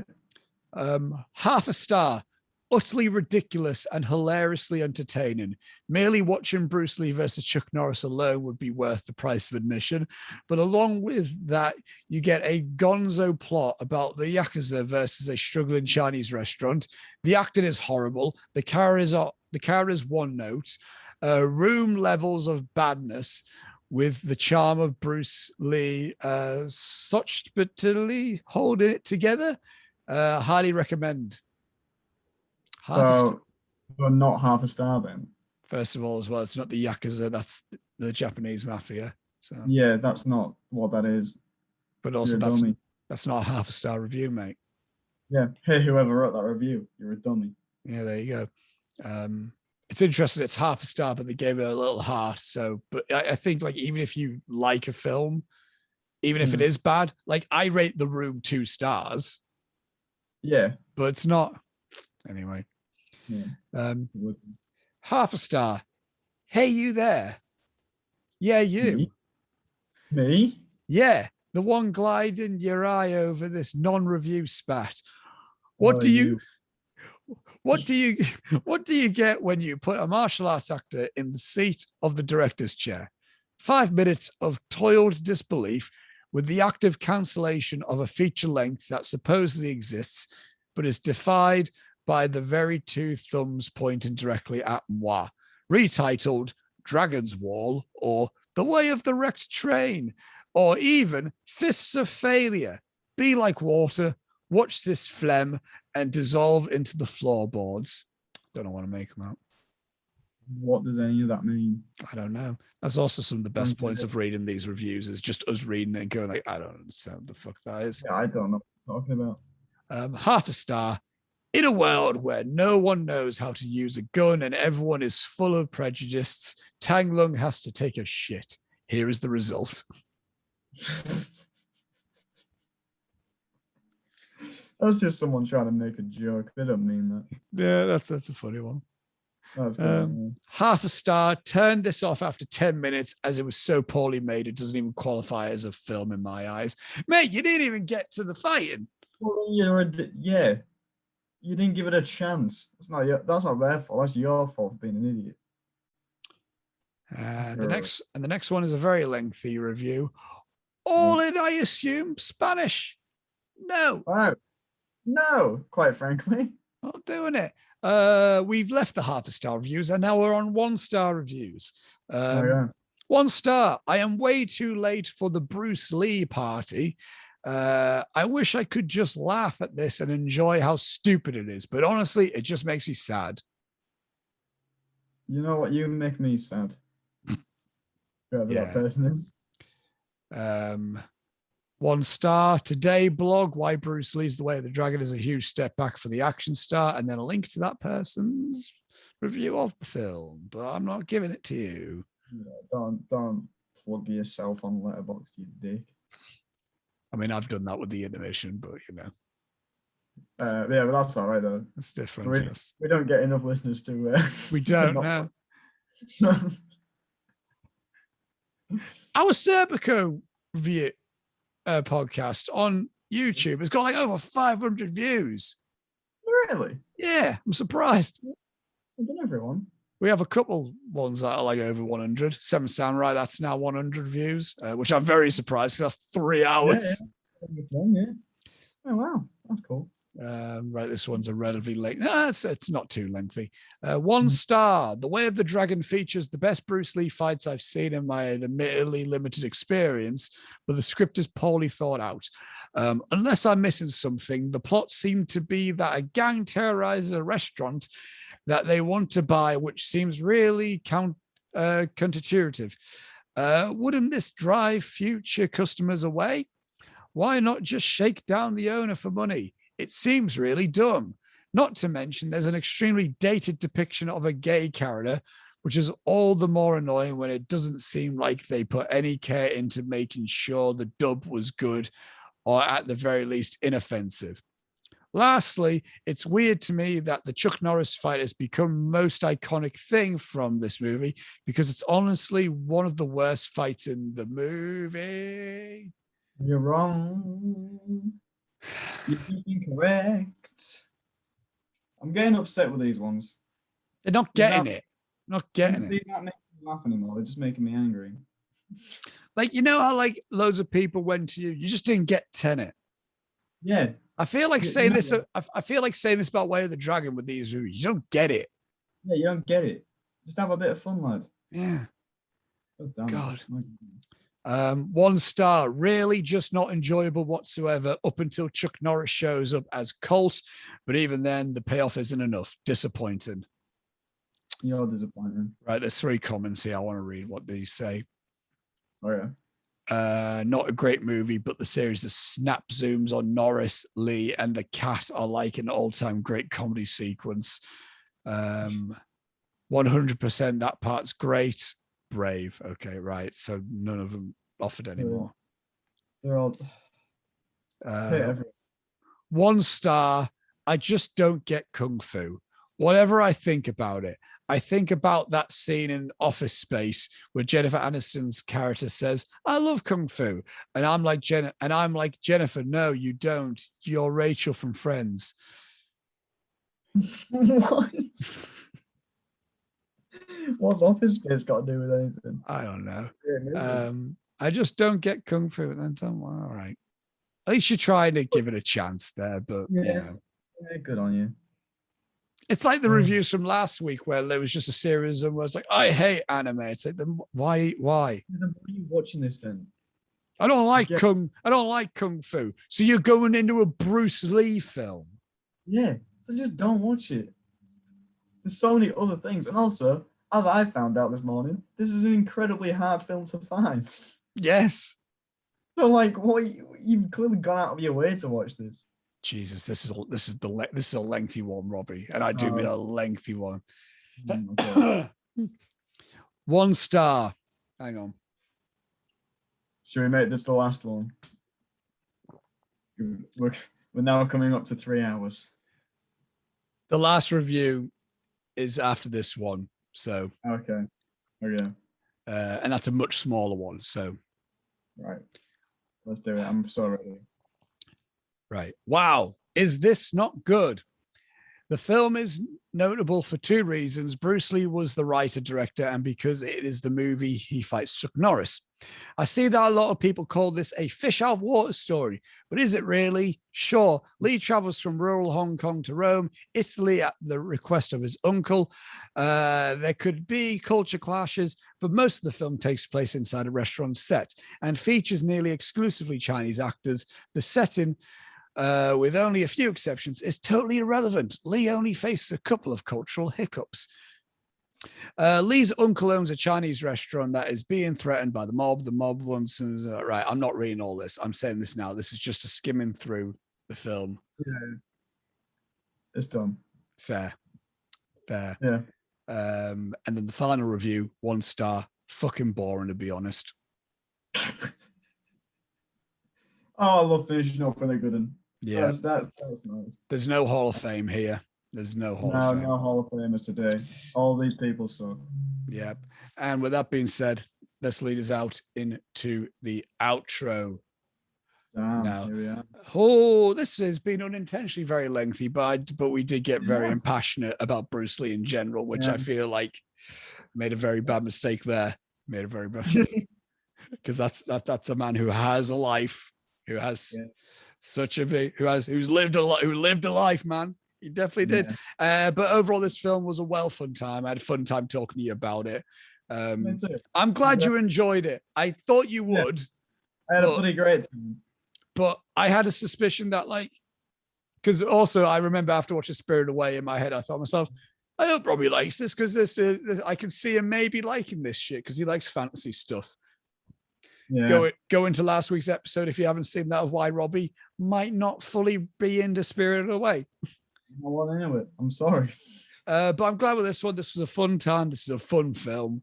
And yes, moving ahead, the next week's podcast. I don't know what this one is. Can't you remember?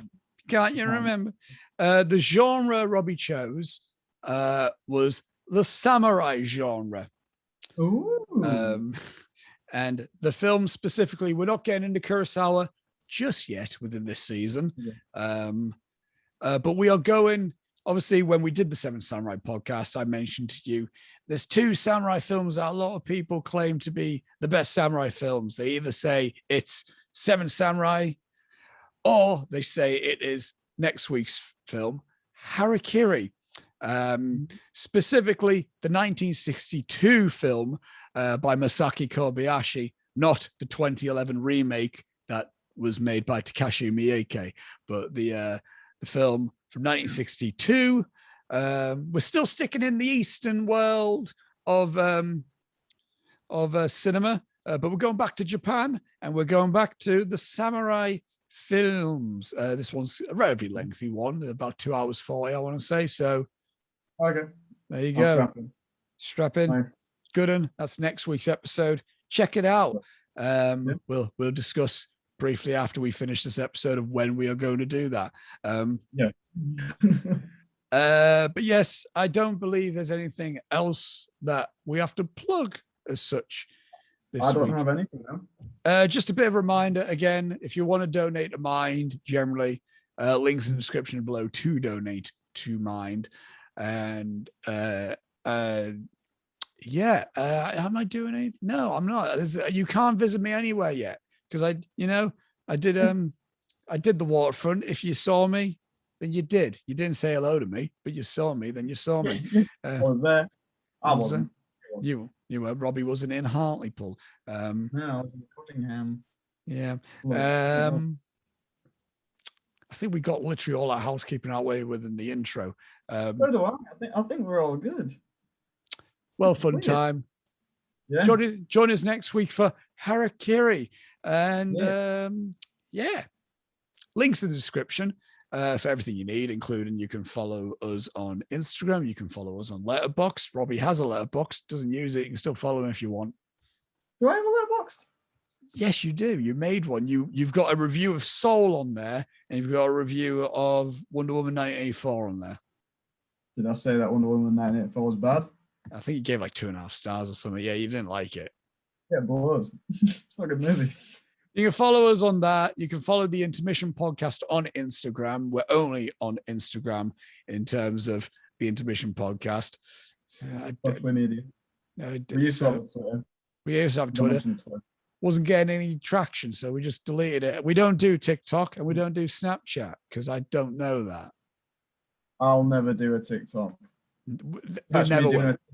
When you catch me doing a TikTok, it means it's the end of days. Same thing with me. Yeah. So there you go. That's where you can find all the latest updates for the Intermission. Is actually through the Instagram. So at the Intermission podcast on Instagram. Check out all the other stuff on the channel. If you got this far and you're listening to us on Spotify and you want to know what bodies do have those luscious voices that you've just been listening to, links in the description as well for the YouTube channel. And if you're watching this on YouTube and you're like, you know what, I would appreciate this podcast a lot more if I didn't have to look at them, you can go on there. Exactly. Which is also understandable. Yeah, you could, if you want to do some gym workout and you want to be working out for 3 fucking hours at the gym, stick on an episode. Goddamn lunatic. Any audio listeners, just know every week you're missing out on an excellent visual gag. Every week my virtual background on Zoom is a different photo that usually has nothing to do with the film or is a sly little jokey joke. This week, for example, you're missing out on the dragon from Shrek has been behind me the whole time. Oh. Because this is Way of the Dragon. Also, I don't know if you can see nicknames on... you can't, no. On recorded Zoom meetings. Then what's the point? I've called myself host with the most for like the last 3 weeks. And so no one's been able to see that whole time. No. Oh, well, fuck me then, I guess. And also, one other thing. We'll leave it off with this, Robbie. Yeah. This is a bit of a cliffhanger for everyone to be enticed to go to watch the episode of Harakiri, apart from just watching Harakiri and just to hear our Harakiri. I'm dropping this question.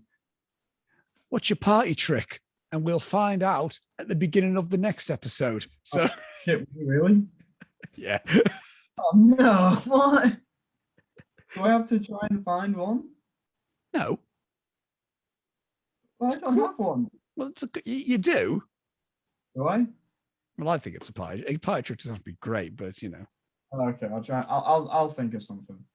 I discovered one that I had, so that's. Oh, okay. So then that will be enticing you to go back next week. Is it doing a Jason Statham impression? It's not, but now that could be added to it. Next time, everybody, thank you all for watching and listening. We will see you next week. And sign us off, Robbie. Ta-da!